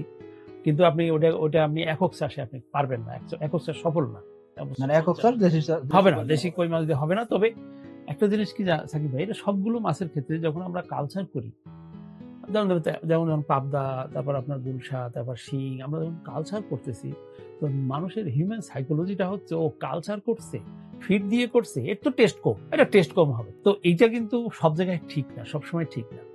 এখন হয় কি, যেহেতু সাইকোলজিটা কাজ করে যে কালচার করার জিনিস, পুকুরের জিনিস, এটা টেস্ট কম হবে, ওই সাইকোলজি আগে থেকে থাকার কারণে রান্নার পরে হয়তো একই টেস্ট। যেমন ধরেন আপনি যে ভিয়েতনামি কই মাছ আমরা খাচ্ছি, এটা কিন্তু টেস্ট যে খুব বেশি মানে আপনার যে খুব বেশি পার্থক্য তা কিন্তু অ্যাকচুয়ালি না, একই রকম পুষ্টিগুণ, কিন্তু একই রকম পুষ্টি। কিন্তু ওই যে এটা বাইরের কই, এটা চাষের কই, ফলে এই মানুষের সাইকোলজিক্যাল কারণে এই মানুষ মনে করে এটা টেস্ট কম। তো টেস্টটা হলো নির্ভর করে মানে মাইক্রোনিউট্রিয়েন্টের উপর নির্ভর করে। তো আপনার মাছটা যদি ম্যাচিউর হয়, আপনার মাছটা যদি প্রাপ্তবয়স্ক হয়, তাহলে আপনার অরিজিনাল টেস্ট চলে আসে। এখন আপনি বয়স হওয়ার আগেই বড় হয়ে গেছে, আপনি বাজারে দিয়ে দিলেন, তখন ওই পূর্ণাঙ্গ টেস্টটা আসে না। এখন নেচার থেকে যে মাছটা ধরি আমরা, নদী খাল বিল থেকে, সেটা হয় কি, যদি নেচারে সে অনেকদিন ধরে বড় হয়, তখন সে ম্যাচুরিটি থাকে। সে রুই মাছের কথা বলেন আর যে মাছই বলেন, তার একটা প্রাপ্ত বয়স হয়ে যায়, যার জন্য ওই মাছটা একটু ডিফারেন্ট লাগে। কিন্তু আমার চাষের মাছ যদি তার সাথে ম্যাচিউর হয়ে যায়, তার পরিপক্ক হয়, তাহলে আপনার কিন্তু টেস্টটা কিন্তু একই রকম থাকে, শুধু সাইকোলজিক্যাল দিকটা বাদে। নর্মালি ওর পুষ্টিক গুণ কিন্তু একই। এবং আমি অনেক সময় একটু মানে 14-15টা কেজি ভিয়েতনামি কই মাছ আমি ভাজি করে আমি অনেকের খাওয়ায় দেখছি যে সে ধরতে পারে না যে এটা হলো চাষের নাকি ন্যাচারাল, এরকম আমি দেখছি। আমি ভিয়েতনামি কই মাছ আপনার হাউসে চাষ করি, ফলে এটা আমার আত্মীয় স্বজনের মাঝে মধ্যে আমরা আপ্যায়নে ব্যবহার করি। আচ্ছা আচ্ছা, আমরা যে বিষয়টা জানতে চাচ্ছিলাম যে আমরা যারা ছোট পুকুরে মাছ চাষ করবো, চিন্তা করছি ভিয়েতনাম কই চাষ করবো, এই ক্ষেত্রে আমরা কোন কোন দিকে অবশ্যই খেয়াল করবো? এটা খুব মানে রেগুলার একটা প্রশ্ন আসে যে ছোট পুকুরে আমরা কই মাছ কিভাবে চাষ করবো, এই ধরনের প্রশ্ন। এক্ষেত্রে থেকে ছোট পুকুরে আপনাকে একই রকম, এখন ছোট পুকুর হলে আপনাকে অবশ্যই ফেন্সিং দিতে হবে। এটা ফেন্সিং, কই মাছের চেয়ে ফেন্সিং এবং উপরে নেট দেওয়া, এই দুটো হলো বাড়তি কাজ। আপনি ধরেন রুই জাতীয় মাছের মিশ্র চাষ করতেছেন, সেই ক্ষেত্রে এই দুটো কাজ না করলেও চলে, কিন্তু কই মাছের হলো যে তাকে বেড়া দিতেই হবে, আর একটা হলো উপরে নেট দিতে হবে। আর কই মাছ যেহেতু হাই ডেন্সিটিতে চাষ করে, আপনি যদি 1 শতক 2 শতক জায়গায় করেন, তাও তো ডেন্সিটি বেশি থাকে। তো ফলে এখানে আপনার পানি সাপটা খুব বেশি ডিস্টার্ব করে, ছোট মাছ লড়াচড়া করে, ফলে পানি সাপ, অন্যান্য যে মাছ মৎস্য শিকারী যে প্রাণী আছে, ইভেন আপনার এক ধরনের ইঁদুরই আছে, বিশাল বড় বড় ইঁদুর আছে, আপনার ওয়াইল্ড ইঁদুর আছে, এরা কিনারে এসে আপনার হলো রাত্রে বেলা আপনার হলো মাছ শিকার করে। তো এই প্রাণীগুলো আপনার এই বন্ধ করতে হবে। এইটা হলো প্রথম বড় ইস্যু। দ্বিতীয় ইস্যু হচ্ছে যে অনেক সময় হয় কি, যে ছোট পুকুর গাছের ছায়ার মধ্যে পড়ে যায়। এই গাছের ছায়ার মধ্যেই আপনার এইটা একটা সমস্যা। এই গাছের ছায়া মানে যত আপনি একটু আলোর ব্যবস্থা করতে পারবেন, তত সেখানে ফটোসিনথেসিসটা ভালো হবে, পানিটা আপনার ভালো থাকবে, অক্সিজেন থাকবে। এই জন্য আপনি একেবারে বাঁশ গাছের ছায়া নিজে করলে তো আপনার ওইভাবে সফলতা আসবে না। এই জন্য আপনাকে ডালপালাটা পরিষ্কার করে আপনাকে দিতে হবে। আর জাস্ট হলো নেট, এইটুখানি শ্বাস। আর পুকুর পন্ড প্রিপারেশনে কাদা আপনাকে অপসারণ করতেই হবে, আর চারিদিকে বেড়াটা দিতেই হবে, এইটা আপনার বাধ্যতামূলক, এই কাজটা করা লাগবে। আর কই মাছের ক্ষেত্রে খাবারটা আপনাকে 3-4 বেলা খাবার দিতে হবে। কারণ খেয়াল করেন যে আপনি 4 মাসে এটা 100 গ্রামের কাছাকাছি চলে যাচ্ছে, ফলে আপনাকে এই 4 মাসের ভিতরেই তার ওই 100 গ্রামের খাবারটা খাওয়াতে হয়। এই জন্য আপনাকে, আর কেন জানি একটু ক্ষুধার্ত, মানে 3-4 বার খেতে চায়। স্যার, এই যে আমরা জানতেছিলাম যে মাছ যখন ছোট বড় হয়, একটা বিষয় আমরা পাইছি যে নার্সারি করার পরে ছোট বড় হচ্ছে। তো আমরা যদি নার্সারি না করে সরাসরি হ্যাচারি থেকে 3000, 4000 বা 1000 লাইনে বা 500 লাইনে যে সাইজের পোনা আমরা কিনে নিই কেন, এই সাইজের পোনাটা আমরা সরাসরি চাষে দিতে যাচ্ছি, এরকম করা যাবে কিনা? এটা করা যাবে, কিন্তু আপনি যখন 1000 লাইনও কিনবেন তখনও ছোট বড় থাকে। আপনার কথা হচ্ছে যে ওই সময় আপনাকে মাথার মাছটা নিতে হবে। মাথার মাছ আমাকে বলে দিল, হ্যাচারি বলে দিল যে, হ্যাচারি বললো যে এটা মাথার মাছ, কিন্তু দেখা গেছে ও আসলে কি করছে, বারংবার কাটাই করে করে সর্বশেষ যে পোনাটা বেড়েছে 1 লাখ পোনা থেকে সে 70,000 পোনা বিক্রি করেছে, 30,000 মাছ থেকে সে কাটাই করে আপনার বললো যে এটা মাথার মাছ। এখন এই ক্ষেত্রে এই ক্ষেত্রে আপনার হলো খুবই ক্ষতি হয়ে যাবে, কারণ এই ক্ষেত্রে মেলের সংখ্যা বেশি হবে, ফলে আপনার চাষে ক্ষতি হয়ে যাবে। এবং এরকম হয় না তা না, এরকম হয়। রেগুলার ঘটনা। বিশেষ করে যারা লেট সিজনে পোনা কেনে তাদের ক্ষেত্রে এই ক্ষেত্রটা হয়। সাকিব এখানে একটা ঘটনা দেখেন, আপনি রুই জাতীয় মাছের কথা চিন্তা করেন। আপনি ধরেন একটা নার্সারি করছে, একজন লোক রুই মাছের নার্সারি করছে, আপনি প্রথম দিকে যেয়ে তার কাছ থেকে পোনা কিনলেন। তো স্বভাবতই আমরা যখন পোনা কিনি তখন আমরা কিন্তু বড়টা কিনি। তো আপনি এটাও রুই মাছের ক্ষেত্রেও আপনি যদি প্রথম যেটা ফার্স্ট গ্রোয়িং, যেটা বড় হয়ে যাচ্ছে, আপনি যদি ওই মাছটা কিনে নিয়ে আসতে পারেন, আপনি কিন্তু চাষে কিন্তু একটু গেইন করে ফেললেন। আপনি চাষে আপনি একটা গেইন করলেন যে আপনি মাথার মাছটা নিয়ে আসতে পারছেন। কিন্তু যখন আপনার ওই নার্সারার পোনা বিক্রি করতে করতে তলানি যেটা থাকে, হয়তো আপনি ওটা কম দামে পাইলেন, কিন্তু আপনি ওই মাছ দিয়ে কিন্তু যুদ্ধ করা যায় না। মানে ওই মাছ দিয়ে আপনি বাণিজ্যিক সফলতা পাওয়া যাবে না। এই জন্য স্পেশালি আপনাকে কই মাছের দিকে এটা খেয়াল করতে হবে, যেহেতু কই মাছটা আপনার হলো এই যে ছোট বড় হয়ে যাচ্ছে জেনেটিক্যালি এই মেল ফিমেলের কারণে, এই জন্য আপনাকে ওইভাবেই কিনতে হবে। আপনাকে পোনাটা আপনাকে ওইভাবে নিতে হবে যদি আপনি বাণিজ্যতে টিকতে চান, ফাইটে যুদ্ধে যদি আপনি জয়লাভ করতে চান, তাহলে আপনাকে ওইভাবে নিতে হবে, একটু বিশ্বস্ত লোক নিতে হবে। আর একটা জিনিস হচ্ছে যে সিজনের শুরুতে যে বাচ্চাটা হয়, সাধারণত সেগুলো ফিমেলের সংখ্যাটা বেশি হয়। যত সিজন পিছন দিকে যেতে থাকে, এটা চাষিদের অভিজ্ঞতা থেকে বলে যে যত সিজন পিছন দিকে যেতে থাকে মেলের সংখ্যাটা বাড়তে থাকে। এটা একটা ফার্স্ট সিজনের দিকে নিলে এই সমস্যাটা কম হয় আর কি, কম হয়। আমি স্যারের সাথে একটু অ্যাডিশন করবো যে বিষয়টা, যে আমাদের অনেক খামারি বাইরে এরকম বলে থাকেন যে মাছ উনি চাষে দিতেছেন, এখন উনার দেখতেছে মাছ তো ছেলে মাছও বড় হচ্ছে। হ্যাঁ, ছেলে মাছ বড় হয় না এমন না, স্যার কিন্তু অলরেডি বলছেন যে ছেলে মাছ বড় হয় না এমন না, ছেলে মাছও বড় হয়, তবে তুলনামূলকভাবে একটু কম বড় হয়। আমি যদি সরাসরি একটা উদাহরণ দিই, দেখা যাচ্ছে যে আপনার মেয়ে মাছটা যখন 100 গ্রাম ওজন হয়েছে, ছেলে মাছটা তখন মোটামুটি 40 গ্রাম থেকে 60 গ্রামের ভিতরে থাকে।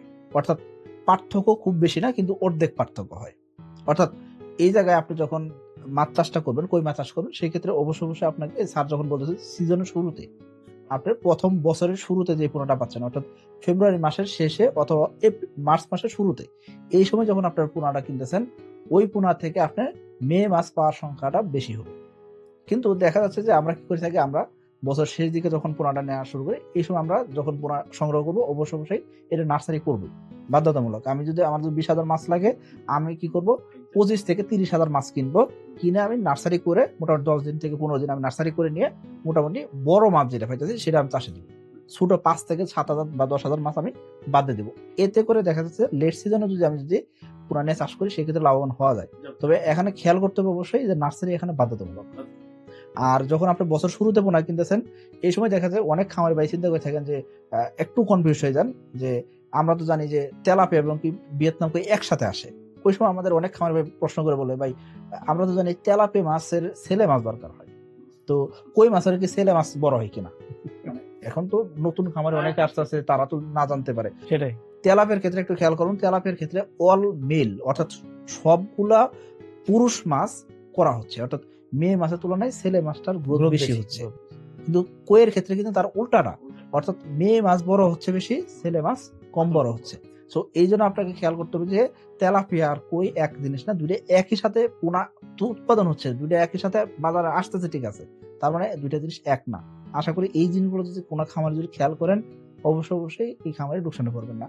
আর অবশ্যই বছরের শুরুতেও কিন্তু চাপের পোনা পাওয়া যায়, অর্থাৎ 2024 সালে যে পোনাটা শীতকালীন সময় কোনো একজন নার্সারার ওইটাকে চাপে রাখছিল, তারা বছর শুরুতে বেশি দামে বিক্রি করবে এই আশায় তারা কি করছে, বড় মাছ আপনার কাছে দিতেছে। 500 লাইনে পোনা আপনি খুঁজতেছেন, 1000 লাইনে পোনা খুঁজতেছেন, এইটার বয়স আপনি জানেন না, যার কারণে কিন্তু পোনাতে কিন্তু ডিম চলে আসার একটা চান্স থাকে। তো স্যার কিন্তু এই বিষয়গুলো কিন্তু ক্লিয়ার করছেন। তো আমি আমার জায়গা থেকে যেটা বলবো আপনাকে, আপনি মাছ চাষ যখনই করেন না কেন, আপনার ভালো মানের পোনাটা অবশ্যই নিতে হবে। কই মাছের ক্ষেত্রে, বিশেষ করে কই মাছের ক্ষেত্রে আপনাকে ভালো মানের পোনা নিতে হবে এবং ভালোভাবে পরিবহন করতে হবে, তারপরে খাবার ব্যবস্থাপনায় আসতে হবে। তো আমি স্যারের কাছে যে বিষয়টা আসবো, যে আমরা যে খাবারটা দিব, আপনি বললেন যে বাসমান খাবার দিব এবং কি ভালো প্রোটিনের খাবার দিব বললেন। এখন আমরা যদি চিন্তা করলাম যে আমরা কই মাছ আমরা চাষ করবো, সেই ক্ষেত্রে আপনি বলতেছেন যে ডুবন্ত খাবারে মাছ চাষটা করা যাবে না। কিন্তু আমি যদি চিন্তা করি আমি অন্য একটা মাছের সাথী ফসল হিসেবে যে অন্য মাছ চাষ করতেছি, বা ধরেন আমি রুই কাতল মাছের আমি মিশ্র চাষ করলাম, এর সাথে আমি অল্প কিছু করে কই মাছ দিলাম, এতে করে কি আমার কি এর বাড়তি খাবার দিতে হবে কিনা? এটা আপনার পরিমাণের উপরে, যদি আপনার যদি কম পরিমাণ থাকে তাহলে ওইটা ন্যাচারালি হয়ে যাবে। কিন্তু যদি আপনার ধরেন আপনার সংখ্যা বেশি, তখন হয়তো আপনার গ্রোথের উপর ভিত্তি করে দেখতে হবে যে খাবার দিতে হচ্ছে কিনা।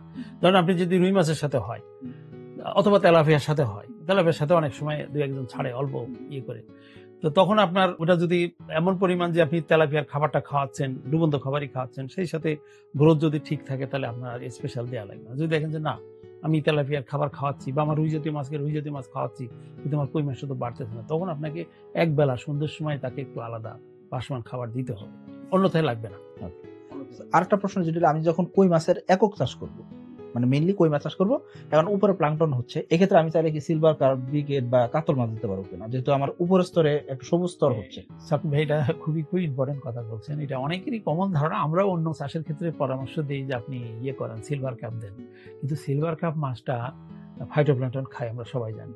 কাতল মাছ জুপ্ল্যাঙ্কটন খায়, শাক করে, পানি পরিষ্কার করে দেয়। কিন্তু কই মাছ যখন একক চাষ করবেন, এটার পানির ডেনসিটিটা এত গাঢ় হয়ে যায় যে এটার আপনি ওইটা আপনার আমাদের সিলভার কাপ সহ্য করতে পারে না, কোনো সাদা মাছ সহ্য করতে পারে না, মানে অক্সিজেন লেভেলটা কমে যায়। যে লেভেলে কমে যায় ওই লেভেলে আমাদের কার্প জাতীয় মাছ সার্ভাইভ করে না, এটা একটা ইস্যু। দ্বিতীয় ইস্যু হচ্ছে শুধু কই মাছের সাথে না, সিলভার কাপ ফাইটোপ্ল্যাঙ্কটন খায় ঠিকই, কিন্তু সিলভার কাপ আমাদের পুকুরগুলোতে ফাইটোপ্ল্যাঙ্কটন এত রকম জাত আছে যে কোনো জাত আছে যেটা সিলভার কাপ সহ্য করতে পারে না, ওটা একটা টক্সিসিটি আছে, এটা মাইক্রোসিস্ট বলা হয়। তো ওই যখন আপনার দেখবেন খেয়াল করে যে পাঙাশ মাছ, ইভেন তেলাপিয়া মাছ চাষে এবং কই মাছে, তিনটা মাছ চাষে যখন পানিটা গাঢ় হয়ে আসে, তখন কিন্তু সিলভার কাপ টেকে না। ও আপনার পাঙাশের সাথেও কিন্তু আপনি তখন সিলভার কাপ টেকে না, যেহেতু আপনি দিছিলেন কিন্তু ফাইটোপ্ল্যাঙ্কটন কন্ট্রোল করতে, কিন্তু ওটা এতটা গাঢ় হয়ে যায় যে এক পর্যায়ে এসে আর ওই সিলভার কাপ টেকে না। এই জন্যই আপনার ওই সব ক্ষেত্রে, পাঙাশ মাছের ক্ষেত্রে আমরা কাতল মাছ দিতে বলি, আমরা ব্রিগেড মাছ দিতে করা, জুপ্ল্যাঙ্কটন খায়, কিন্তু কই মাছের সাথে আপনার সাদা মাছ, মানে এই কার্প জাতীয় মাছ হয় না। স্যার, আপনি বলতেছিলেন যে এখানে আপনি চাইলে শিং বা মাগুর দিতে, শিং আর মাগুর, এখানে ঘনত্বটা কি দিব? এটা আপনি ধরেন 50-50 দিতে পারেন, যে আপনি 1000 কই মাছ দিলেন, 1000 শিং মাছ দিলেন, এরকম। মাগুর মাছটা বেশি দেওয়া যায় না, 300, 400, 500 বেশি দেওয়া যায়, 500 দেওয়া যায়। এই সাথী বছর। আমি যদি চিন্তা করি যে আমি কই মাছ আমি 1500 থেকে 2000 রাখবো, হ্যাঁ, এরকম একটা রেশিও, মানে এটা কম দিতে হবে আর কি। আর তাহলে কিন্তু কই মাছ আর শিং মাছ কিন্তু যৌথভাবে ভালো হয়, ভালো দেখা যায়। যেমন শিং মাছের ক্ষেত্রে আপনার হলো যে অসুখ বিসুখের একটা ভয় হয়, তো অনেক চাষি ভাইরা তারা বলে যে যখন আমি এটা কই মাছের সাথে করতেছি, তখন আর শিং মাছের ওই রোগটা আর আসতেছে না। আর এক এক মাছের এক একটা কিন্তু স্লাইম থাকে। এই ধরেন আপনি যেমন ধরেন এই তেলাপিয়ার গায়ে বা পার্টিকুলারলি দেখা গেছে মাছের গায়ে যে স্লাইম থাকে, এই স্লাইম এই ব্যাকটেরিয়া কন্ট্রোলে কাজ করে। তো এই জন্য যখন আপনার এই কই মাছের সাথে দেওয়া হয়, কই মাছের যে স্লাইম, সেটা ওই শিং মাছকে আক্রমণ করা যে ব্যাকটেরিয়া, ওটা ওখানে সার্ভাইভ করে না, এই জন্য ওখানে বায়োলজিক্যাল কন্ট্রোল হয়। তো সেই হিসেবে আপনি কই মাছের সাথে শিং মাছ ভালো হয়, খারাপ হয় না, খুব ভালোই হয়, এটা মানে রেজাল্টটা খারাপ না। স্যার, এখন আমার প্রশ্ন ছিল যে আমি মাছ ছাড়লাম, ধরেন প্রতি শতাংশ জায়গাতে আমি 1000 মাছ ছাড়ি, 2000 মাছ ছাড়ি, যেটা আমি একটা ডেনসিটিতে মাছ ছাড়লাম, ওকে, আমি একটা ঘনত্ব মেনটেন করে মাছ চাষ করছি। এখন আমার কথা হলো যে আমি প্রতি 1000 মাছের জন্য আসলে কতটুকু করে খাবার দেবো, বা দিনে কয় বেলা করে কতটুকু খাবার দেবো? সাকিব ভাই, এটা আমি যেটা বলি আর কি, এটা খুবই একটা গুরুত্বপূর্ণ বিষয়। সেটা হচ্ছে যে সব চাষি জিজ্ঞেস করে যে আমি কতটুকু খাবার, কয় বস্তা খাবার দেবো? কতটুকু খাবার দেবো। এখন সাকিব ভাই, এটা 3টা মেথড আমি আপনাকে বলি। একটা হচ্ছে যে জমির পরিমাণের উপরে একসময় আমরা খাবার দিতে বলতাম যে আপনার 30 শতক জায়গা আপনি 3 কেজি খাবার দিবেন, প্রতি 10 শতকে 1 কেজি। এটা একটা থাম রুল, মানে এটা ক্যালকুলেশন করা, মানে ডাইরেক্টলি তো মাছ ধরে ওজন করা যায় না, বা প্রত্যেক মাছের তো ওজন নেওয়া যায় না। তো ওটা একটা রুল যে আপনি 30 শতক জায়গা মিশ্র চাষ করতেছেন, আপনি 3 কেজি খাবার দেন। এটা ক্রুড মেথড, মানে কারেক্ট না। আবার বলি যে ঠিক আছে, ছোটবেলা মাছ সাইজ ছোট, তুমি এখন 10% বডি ওয়েটে খাবার দাও। তোমার পুকুরে যদি 100 কেজি পোনা থাকে, তাহলে তুমি 10 কেজি খাবার দাও। আবার যখন মাছটা 100 গ্রাম সাইজ হয়ে গেছে, তখন তুমি 4% বডি ওয়েটে খাবার দাও। তার মানে বডি ওয়েট একটা সম্পর্ক বিষয়, যে বডি ওয়েটের সাথে মিলাই আপনি একটা খাবার বলতেছেন। এটাও একটা ক্রুড মেথড। কেন ক্রুড মেথড? যে আপনি ক্যালকুলেশন করে দেখলেন যে আপনার এখন 10 কেজি খাবার দেওয়া লাগছে, কিন্তু আপনার 10 কেজি খাবার তো সে ওই দিন নাও হইতে পারে। আপনি খাবার নিয়ে গেছেন, আবহাওয়া একটু ঠান্ডা, আপনার হলো ও খাবার কমে যাবে তার খাওয়া। তো এই জন্যেই আমাদের দেশে একটা সুবিধা হয়েছে যে আমাদের দেশে এখন ফ্লোটিং ফিড পাওয়া যায়, এবং আমরা কই মাছ চাষ করি ফ্লোটিং ফিড দিয়ে। এবং যে মাছগুলো আমরা ফ্লোটিং ফিড দিয়ে চাষ করি, সেই মাছের ক্ষেত্রে আমি পার্টিকুলারলি ব্যক্তিগতভাবে সবসময় বলি যে আপনি ধরেন আপনার গতকালকে 10 কেজি খাবার খাইছে, আপনি 10 কেজি খাবার নিয়ে পুকুর পাড়ে যান বা 12 কেজি খাবার নিয়ে পুকুর পাড়ে যান, একটু বাড়ায় নিয়ে যান, যে আপনি 8-9 কেজি খাবার দিয়ে দেন, দিয়ে দিয়ে আপনি দেখেন খাবারের প্রতি মাছের কি ধরনের সাড়া দিচ্ছে। দেখলেন যে 5-7 মিনিট 10 মিনিটের ভিতরে খাবার শেষ বা 15 মিনিটের ভিতরে খাবার শেষ করে দিয়েছে, এইবার আপনি বাকি যে 3 কেজি খাবার আপনার কাছে আছে এবার দিয়ে দেন। আর যদি দেখেন না ওইটা খাচ্ছে কিন্তু 20-25 মিনিট লেগে গেল, তাহলে এই 3 কেজি খাবার ফেরত নিয়ে আসেন। কারণ হচ্ছে যে এই যে আপনি তার ডিমান্ড অনুসারে খাবারটা দিলেন, মানে তার স্যাচুরেটেড, তার ক্ষুধা মন পুড়ে গেল, ব্যাস খাবার দেওয়া বন্ধ করলেন। এতে সুবিধা হচ্ছে কি যে আপনার খাবার অপচয় হবে। আর শুধু অপচয় না, এটা হচ্ছে যে অপচয় হলে কিন্তু অনেকগুলো ক্ষতি। একটা হচ্ছে পানিটাকে নষ্ট করে দিবে, এবং সেই পানি ভালো করার জন্য আপনাকে আবার মেডিসিন দিতে হবে। আবার আপনি যে খাবারটা নষ্ট হলো ওটা কিন্তু অনেক টাকা নষ্ট গেল, ফলে আমরা অনেক দিকে ক্ষতি। এইটা আপনার ভাসমান খাবারের ক্ষেত্রে কোনো চাষি যদি এই বোকামিটা করে, আমরা চাইবো যে এই বোকামিটা কেউ না করে। আর মাছ চাষের ক্ষেত্রে যেহেতু খাবার ফিড ম্যানেজমেন্টটা খুব ইম্পর্টেন্ট, খাবারের দাম বেড়ে যাচ্ছে, সবাই দাম নিয়ে কিন্তু পেরেশানিতে। কিন্তু আমরা বলবো যে আপনি মনোযোগ দেন যে খাবারটা খাওয়াচ্ছেন সেটার জন্য সঠিকভাবে হজম হয় এবং আত্তীকরণটা সঠিকভাবে হয়, ওই পরিবেশটা আপনি দেন। যা খাবার দিচ্ছেন, আমি 1 কেজি খাবার দিচ্ছি, আমি চাইবো যে 1 কেজি খাবারে যতটুকু মাংস হওয়ার ওইটুকুনি যেন হয়। সেইটার জন্য কি করতে হবে যে তাকে সবসময় একটা হলো পুকুরের পানি তো ভালো রাখতেই হবে পরিবেশটা, কারণ ভালো পরিবেশ না থাকলে অ্যাসিমিলেশন হবে না। দ্বিতীয় হচ্ছে যে সামান্য একটু আন্ডার ফিডিং রাখা, ধরেন সে 10 কেজি খাবার খেয়ে ফেলছিল, তাকে 9 কেজি খাবার, একটু ক্ষুধার্ত রাখা, একটু। এইটা আপনার অনেকগুলো ভালো দিক আছে যে আপনার মাছ সহজে রোগ আক্রান্ত হবে না। এই ফিড কিন্তু ওভার ফিডিং কিন্তু অনেক সময়, যেমন আপনি দেখেন তেলাপিয়া, আপনি যদি সারাদিন খাবার দেন দেখবেন সে খেতেই আছে সে। এই জন্য কিন্তু আপনার এটা একটা লিমিট রাখা দরকার। ঠিক আছে, আপনার যদি একটু আন্ডার ফিডিং হয় আপনার ক্ষতিটা কি, একটু দেরিতে বাড়বে। ঠিক আছে, আপনার আগে 3 মাসে ক্রপটা আসতো বা 3.5 মাসে আসতো, এখন আপনার আরো 15 দিন বেশি লাগবে, এতটুকুই ক্ষতি শুধু, না 1 মাস বেশি লাগবে, আপনার ক্ষতি কিন্তু এতটুকু আন্ডার ফিডিং করলে। কিন্তু আপনি কিন্তু সেফ থাকতে পারতেছেন। বিশেষ করে শিং মাছের ক্ষেত্রে কিন্তু মারাত্মক একটা বিষয়। শিং মাছের ক্ষেত্রে একেবারে খুবই বড় ইস্যু যে আপনি সারাদিন বেশি করে খাওয়াচ্ছেন আর মাছ বড় হবে, এরকম না। শিং মাছের খাবার যদি আপনি বেশি দিয়ে ফেলছেন, সে ক্ষুধার তাড়নায় খাবে কিন্তু প্রবলেমে পড়ে যাবে, দ্রুত সে অসুখ বিসুখে পড়ে যাবে। তো এই ক্ষেত্রে আপনার আন্ডার ফিডিং রাখাটা ভালো, একটু আন্ডার ফিডিং। এই ভাসমান খাবারের ক্ষেত্রে কোনো পার্সেন্টেজ না। ভাসমান খাবারের ক্ষেত্রে আমরা দেখবো যে সে 10 থেকে 15 মিনিটের ভিতর কি পরিমাণ খাবার খাচ্ছে, ওই খাবারটাই আমি দিব। আমি প্রয়োজনে খাবার ফেরত নিয়ে আসবো। যদি আমি যেটা নিয়ে গেছি 12 কেজি নিয়ে গেছি, হ্যাঁ 12 কেজি 10 মিনিটে 15 মিনিটে খেয়ে নিয়েছি, তাহলে পরের দিন আপনি 14 কেজি নিয়ে যান। এভাবে আপনাকে বাড়াতে হবে, এবং আমাদের পরামর্শ হচ্ছে যে পরিমাণ খেয়ে সে সন্তুষ্ট ওই পরিমাণে তাকে দেন। এখানে বডি ওয়েট, বিশেষ করে ভাসমান খাবার ব্যবহারের ক্ষেত্রে বডি ওয়েট, এটা পুরনো সিস্টেম। আমি বলবো এটা একটা ওল্ড মেথড। যেহেতু আমি দেখতে পাচ্ছি সে কতটুকু খাচ্ছে, 5 মিনিটের ভিতরে সে খেয়ে নিয়েছে, আমি তো অবশ্যই তাকে খাবার দিব, কারণ সবাই তো আর 5 মিনিটে খেতে পারবে না, অনেক মাছ থেকে যাবে।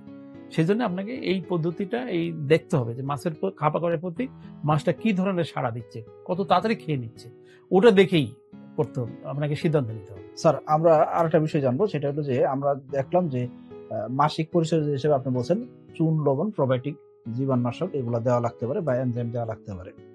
এখন আমার পুকুরে যেটা কই মাছ চাষ করতেছি, এই কই মাছের পুকুরে আমি কোনো রাসায়নিক সার, জৈব সার, গোবর, কম্পোস্ট এই জাতীয় জিনিস দিতে পারবো না। একটা সময় আমরা দেখছি অনেক সময় যে কই মাছ যারাই চাষ করে তাদের পুকুরে চতুর্পাশ দিয়ে দেখা যাচ্ছে প্রচুর পরিমাণ গোবর দিয়ে রাখতো, তারপর গোবর ছিটাই দিয়ে রাখতো, গোবর গুলায় ছিটাই দিত, এইরকম কালচার আমরা একটা সময় দেখছি। এখন বর্তমান প্রেক্ষাপটে কি করা উচিত? আপনি ঠিকই বলেছেন। এটা হচ্ছে যে আপনার ধরুন শুধু আর্লি স্টেজ, আপনি যখন একেবারে প্রথম যখন বাচ্চাটা দিচ্ছেন, আর কই মাছ যেহেতু কার্নিভোরা, যেটা জুপ্লান্টন খেয়ে বড় হয়, সেই হিসেবে এখন যে জুস সিস্টেমটা আছে, মানে আপনার হলো যে ওই যে আপনার মিহি কুড়া, তারপরে মোলাসেস আর ইস্ট দিয়ে যে মিশ্রণটা করা, এটা প্রথম যখন আপনি ফার্স্ট যখন ছাড়তেছেন তখন আপনি এটা জুস দিয়ে আপনি জুপ্লান্টনটা করে নিতে পারেন।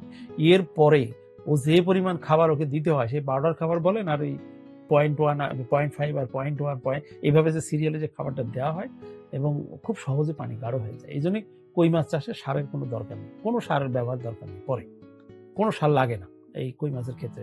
এখন যদি ডেনসিটি আপনি কম দেন, পানিটা ন্যাচারাল খাবার জুপ্লান্টন নাই, তাহলে জুস সিস্টেম, আপনি জুস দিতে হবে। ওই জুস সিস্টেম হয় কিন্তু জুপ্লান্টনটা বেশি হয়। সেই ক্ষেত্রে আপনার পানি যদি হালকা থাকে, পানির একেবারেই ন্যাচারাল খাবার নেই, সেই ক্ষেত্রে কিন্তু সেটা আর্লি স্টেজে, প্রথম তেলাপিয়ার ক্ষেত্রেও আপনাকে আর্লি স্টেজে কিন্তু পানিটা একটু কালার করতে হয়, পরে কিন্তু আপনার খাবারের পায়খানাতে কিন্তু আপনার এটা হয়ে যায়, সবুজ হয়ে যায়। কই মাছের ক্ষেত্রে এটা খুব বেশি হয়। তো এই জাস্ট পানি যদি একেবারেই পরিষ্কার থাকে তাহলে আপনি ব্যবহার করবেন, তবে জৈব সার না, কোনো রকম জৈব সার আপনি ব্যবহার করা যাবে না, কারণ জৈব সার তো নিজে পচে, যেহেতু জৈব জিনিস, ফলে সে আপনার নাইট্রোজেন, ফসফরাস, পটাশ দেয়, কিন্তু পাশাপাশি সে যেহেতু নিচে পচে, ফলে পরিবেশ নষ্ট হয়ে যায়, দ্রুত নষ্ট হয়ে যায় পরিবেশটা। স্যার, আমরা কই মাছ চাষের যে বিষয় সম্পর্কে জানবো সেটা হলো যে কই মাছের অনেক সময় দেখা যায় যে আমরা বেশিরভাগ খামারের ক্ষেত্রে একটা জিনিস সবসময় দেখি, সেটা হলো কি বৃষ্টির আগে বা বৃষ্টির পরে, শীতের আগে শীতের পরে এই ধরনের সমস্যা আমরা বেশিরভাগ দেখি যে জেলি রোগটা হয়ে থাকে, অর্থাৎ শরীরের উপরের স্তরে এক ধরনের জেলির মতো দাগ পড়ে। এটার কারণে একটা সময় যে মাছ যখন এই জেলি রোগ থেকে বেরিয়ে আসলে অনেক সময় দেখা যায় তার গায়ে একটা দাগ থেকেও যায়। তো এই কারণগুলো কেন হচ্ছে এবং এটা থেকে উত্তরণের উপায়টা কি? তো যে কোনো মানে এটা তো অ্যানিম্যালের ক্ষেত্রে আমরা সবসময় বলে থাকি যে এটা তার অসুখের হয় একটা হলো পরিবেশ, এই যে টেম্পারেচার কমে গেল, টেম্পারেচার শীতের সময় একটা সমস্যা, মানে মাছের একটু লিন পিরিয়ড, টেম্পারেচার একটা সমস্যা। তারপরে হচ্ছে যে আপনার পুষ্টি একটা সমস্যা, যে পুষ্টি যদি সে যথাযথ পুষ্টি না পায়। আর আমরা যে মাসিক পরিচর্যা হিসেবে যেটা বলি যে আপনার চুন দিতে হবে, লবণ দিতে হবে, মাঝে মধ্যে ওই যে সাপ্লিমেন্টারি ফিডের সাথে একটু ভিটামিন, একটু প্রিমিক্স, মিনারেলস মিশিয়ে খাওয়াতে হবে। এই ধারাবাহিকতায় থাকলে সাধারণত প্রবলেমটা হয় না। কিন্তু আপনি যেটা বললেন যে এই যে জেলি লাইক হয়ে যায়, এটা একমাত্র কই মাছের কিন্তু একমাত্র এই একটা সমস্যা আছে, যেটার কারণে লেজ ফসে যায় এবং তখন বাজারেও মাছ দিলে মাছ বিক্রি হয় না।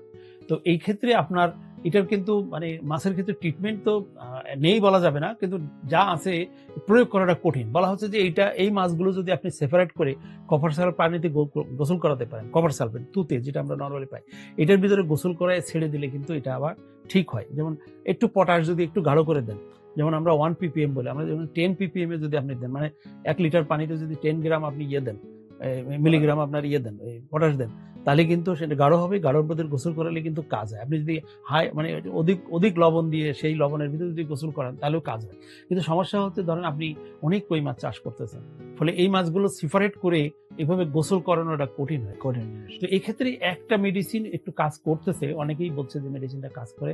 এটা হচ্ছে আপনার ফ্লুকোজল একটা ট্যাবলেট আছে, স্কোয়ারের ফ্লুকোজল যদি ইয়েতে পাওয়া যায়, মানে হিউম্যান মেডিসিনের দোকানে পাওয়া যায়। এই ফ্লুকোজল প্রতি 1 কেজি খাবারের সাথে একটা ট্যাবলেট পাউডার করে মিশিয়ে দিতে হবে। তো এখন এই যে পাউডার খাবারটা যে খাবারের সাথে মিশাবে, এটা নরমালি আপনার মিশালে কিন্তু মেশে না। এটা আপনাকে একটু জেল কিনতে হবে, বাজার থেকে জেল নিতে হবে, অথবা আপনার হলো যে ভাতের মাড় নিতে হবে, নিয়ে তার ভিতরে এই ফ্লুকোজল ট্যাবলেটটা মিশাতে হবে। মিশায়া আপনি ধরেন কথার কথা পুকুরে আপনি 20 কেজি খাবার খাওয়াচ্ছেন, 20 কেজি খাবারে মিশায়েন না। আপনি ধরেন 5 কেজি খাবারে মিশালেন। 5 কেজি খাবারে এই মেডিসিনটা, তাহলে 5টা ট্যাবলেট আপনি এই খাবারের সাথে মিশালেন। মিশায় এবার আপনি ১ম এ এটা দেন। আর কই মাছের এটা জান শক্ত তো, ওরা কিন্তু মানে অর্ধেক পচে গেলেও কিন্তু ওরা নরমাল জীবন যাপন করতে থাকে। তো ফলে এরা খায়। পরে আপনি এই 5 কেজি খাবারটা আগে দেন। আগে দিয়ে আপনি হলো খাইলো। এইভাবে পরপর 3 দিন আপনাকে খাওয়াতে হবে। পরপর 3 দিন খাওয়ানোর উদ্দেশ্য হচ্ছে যে কোনো না কোনো টুকরো যেন ওই প্রত্যেকটা মাছে খায়। তাহলে আপনার এই ফ্লুকোজল দিলে, এবং সাথে ভিটামিন সি তো দিতেই হবে।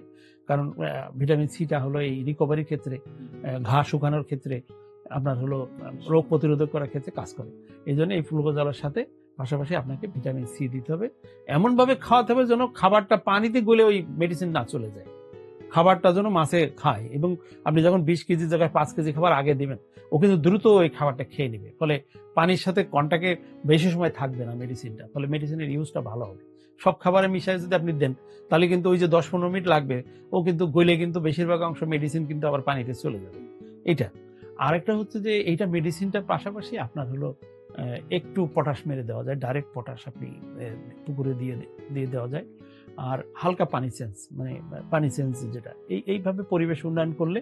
আরেকটা জিনিস আছে, আমরা ছোট পরিবেশে হলে, ছোট জায়গার হলে এই মাছগুলো ধরে যদি আপনি আলাদা রেখে দিয়ে এই যে একটু পানিতে লবণ বাড়িয়ে দিলেন, ধরেন আপনার 10,000 লিটারে আমরা যদি 1 কেজি লবণ দিয়ে দিই, ওই মাছগুলো একটু রিকভারি হয়, কিন্তু পরে কিন্তু বোঝা যায় না যে এটা এই রোগ ছিল। কিন্তু ওই অবস্থায় কিন্তু বাজারে নিলে কিন্তু মাছটা বিক্রি হতে চায় না।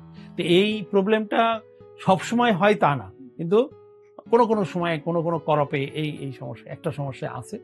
আর এটা ছাড়া এই সেপ্রোলিগনোসিস বলে, এই রোগটার নাম হলো সেপ্রোলিগনোসিস, তুলার মতো হয়। এই প্রবলেমটা ছাড়া কই মাছের কিন্তু খুব বেশি আর প্রবলেম নাই। স্যার, আমরা একদম আলোচনা শেষ পর্যায়ে চলে আসছি। আমরা জানি যে কই মাছটা নরমালি জীবিত লাইভ ফিশ হিসেবে বাজারে নেওয়া হয়। তো এখানে অনেক খামারিদের থেকে আমি একটা কমপ্লেন পেয়েছি, যেটা হলো যে তারা কই মাছ চাষ করতেছে। তো এখন কই মাছ চাষের ক্ষেত্রে তারা জীবিত মাছ বাজারে নিবে, ঠিক আছে, কিন্তু এক এক এলাকায় দেখা যাচ্ছে মানে এক এক রকম চাহিদা থাকে। মানে তার এলাকাতে দেখা যাচ্ছে কই মাছ চাষ করছে ঠিকই, কিন্তু সেরকম দাম পাচ্ছে না, তো পার্শ্ববর্তী এলাকায় নিতে হচ্ছে। তো উনি ভয় পাচ্ছে এটা কিভাবে পরিবহন করবে, 1 নাম্বার। 2 নাম্বার যে জিনিসটা হয় যে আপনি কি কোনো সাজেশন করবেন যে আপনার এলাকায় বিক্রি হচ্ছে না, যে মাছ আপনার এলাকায় চাহিদা নাই, সেই মাছ আপনি চাষ করতে বলবেন কিনা?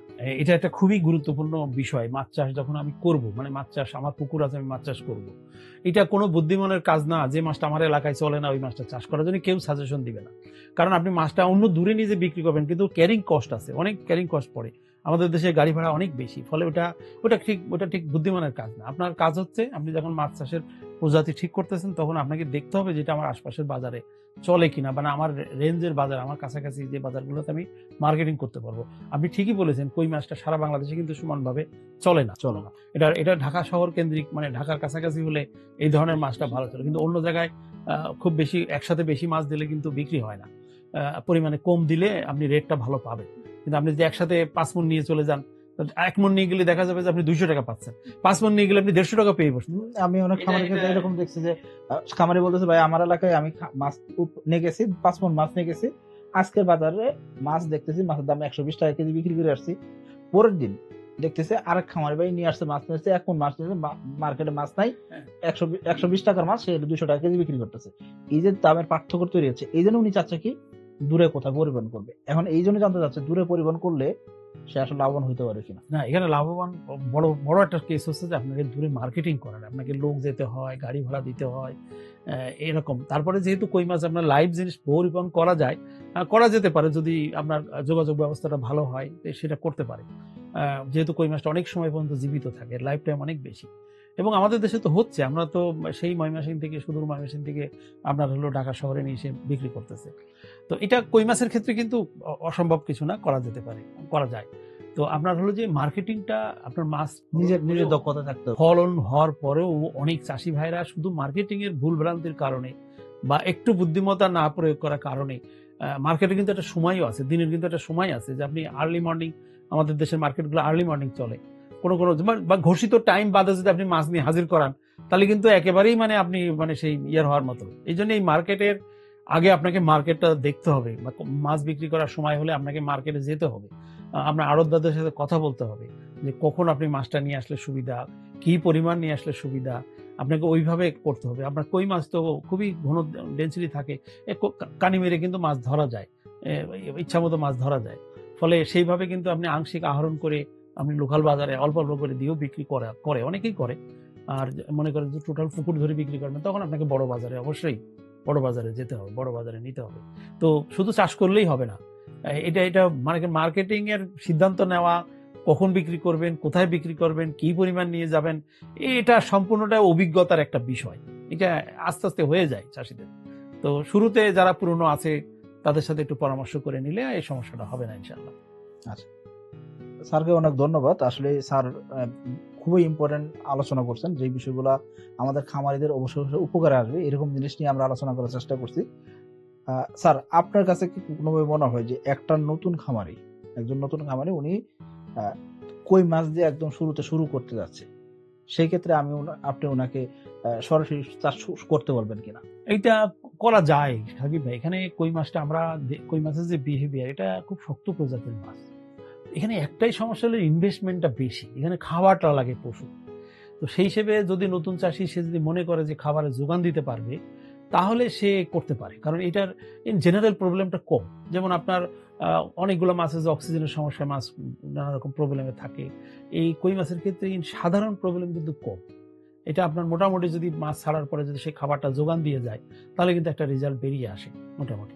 সেই হিসেবে একজন নতুন চাষি করতে পারে, শুধু হলো তার আপনাকে ওই যে 4 মাসের টাকা আপনার কাছে থাকতে হবে, 4 মাসে যে টাকাটা খাবারটা লাগবে এইটা লাগবে। এখন যদি আপনি ডিলারের উপর নির্ভর করেন, তাহলে কিন্তু আপনি মার খাবেন। যে কোনো মাছ চাষি কিন্তু যদি আপনি যেমন পাঙাশ, তেলাপিয়া এগুলো চাষ করবেন, আর আপনি ডিলারের সাথে কন্ট্রাক্টটা ওইরকমই থাকতে হবে, যেমন চাষ ওটাই দিতে হবে। ওই পরিমাণ খাবার সে বাকি দিবে, এটা কন্ট্যাক্ট করে নিতে হবে। আর যদি দেখা যায় না আপনি ডিলার কাছে নিয়ে আসতেছেন, আচ্ছা ঠিক আছে নিব না, বাকি নিব না, তাহলে কিন্তু চাষি কারণ এই ফিডের উপরে হাই ডেন্সিটির মাছ চাষ যেটা, এই ক্ষেত্রে যদি 3 দিন যদি আপনি একটানা খাবার না দেন, তাহলে প্রত্যেকটা মাছের ওজন কমে যাবে এবং আপনি পিছায় যাবেন। এই এই এই এই ক্ষতিটার আপনি আর কাভার করা যায় না। যার জন্য অনেক চাষি কিন্তু ক্ষতিগ্রস্ত হয়। এই জন্যই নতুন চাষি যদি হয়, তার যদি অ্যামাউন্ট থাকে যে আপনার হলো সেই পরিমাণ ইনভেস্ট করার ক্যাপাসিটি থাকে, তো সে করতে পারে। তবে ডেনসিটিটা একটু অ্যাভয়েড করতে, মানে হাই ডেনসিটি না যে একটু তার টলারেন্স লেভেলে থাকতে হবে। এখানে সে হয়তো 1000 দিয়ে শুরু করতে পারে। এটা অভিজ্ঞতার জন্য তাকে একটু ডেনসিটি মিনিমাইজ করতেই হবে। তাকে আমরা বলবো না যে আপনি 2500 বলছি বলে আপনি 2500 এ চলে যান। আপনি 1000 দিয়ে শুরু করেন, করে ব্যাস করে নেন, করে নিয়ে পরের বার আপনি বাড়ান। এবং আপনার ওয়াটার ম্যানেজমেন্টটা এখানে যেহেতু ওয়াটার ম্যানেজমেন্ট একটা আছে যে আপনাকে স্ল্যাশটা উপরের সারফেসের শটটা বের করতে হবে, এগুলো আপনি যদি খেয়াল করলে নতুন চাষি পারবে ইনশাআল্লাহ। আমাদের তোমাদের জন্য আহমেদ স্যারকে অসংখ্য ধন্যবাদ। আমাদের স্টুডিওতে আসছেন এবং কি আপনাদের যে প্রশ্নগুলো ছিল সেই প্রশ্নগুলো নিয়ে উনি আলোচনা করার চেষ্টা করছেন। আশা করব যারা কই মাছ চাষী আছেন তাদের ক্ষেত্রে আমি আমার ব্যক্তিগত জায়গা থেকে স্যারের যে বিষয়গুলো ছিল সেই বিষয়গুলো যদি আমি একটু সামারাইজ করি, সেটা হলো উনি বলছেন নতুন বছরে নতুন পোনাতে চাষ করবেন এবং কি বছরে একবার কই চাষ করবেন, দ্বিতীয়বার কই চাষ না করে আপনি জায়গায় তেলাপিয়া চাষ করতে পারেন অথবা আপনি অন্য কোনো মাছ চাষ করতে পারেন। অর্থাৎ বছরের শুরুতে আপনি যদি কই মাছ চাষ করলেন, দ্বিতীয় চালানে অর্থাৎ প্রথমবার 4 মাসে 3.5 মাসে মাছ বিক্রি করলেন, দ্বিতীয় চালানে আপনি আবার কই মাছ চাষ করবেন না, এটাতে উনি না করছেন। কারণ কি পুকুর উপরের স্তরটা মোটা হয়ে যায় এবং পুকুরের তলদেশটা অনেক বেশি গাঢ় হয়ে যায়, মোটা হয়ে যায়। কারণ কি এখানে হাই প্রোটিনের খাবার ব্যবহার করতেছেন। দেখেন আমরা যে কোনো মাছের যখন হাই প্রোটিনের খাবার দিই, সেক্ষেত্রে যে বিষয়টা দাঁড়ায় যে ওই মাছ ওই প্রোটিন সমৃদ্ধ খাবারটা হজম করতেছে, তাই না? এখন ওইরকম হজমযোগ্য যে প্রোটিনটা সেটা কিন্তু আমাদের দিতে হবে।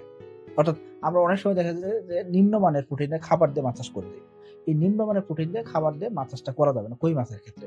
তো এই ক্ষেত্রে আমাদের সবসময় খেয়াল রাখতে হবে যে কই মাছের পোনা পরিবহন থেকে শুরু করে নিয়ে একদম চাষ শেষ করার পর্যন্ত, মানে শুরু থেকে শেষ পর্যন্ত আমাদের অবশ্যই কই মাছের একদম ইন ডেপথ জিনিস জেনে বুঝে মাছ চাষটা করতে হবে। আশা করব ভিডিও শুরু থেকে শেষ পর্যন্ত যারা দেখছেন তাদের এই কই মাছ চাষ সম্পর্কে আশা করি আর সমস্যা হওয়ার কথা না। তারপর যদি কোনো সমস্যা হয় সেক্ষেত্রে আমাদের কমেন্ট করে জানাবেন। ইনশাআল্লাহ আমরা চেষ্টা করব সেই কমেন্টের উত্তর দেওয়ার জন্য। আর আমাদের স্যারের জন্য দোয়া করবেন, আমাদের জন্য দোয়া করবেন। সবাই ভালো থাকবেন, সুস্থ থাকবেন। আসসালামু আলাইকুম।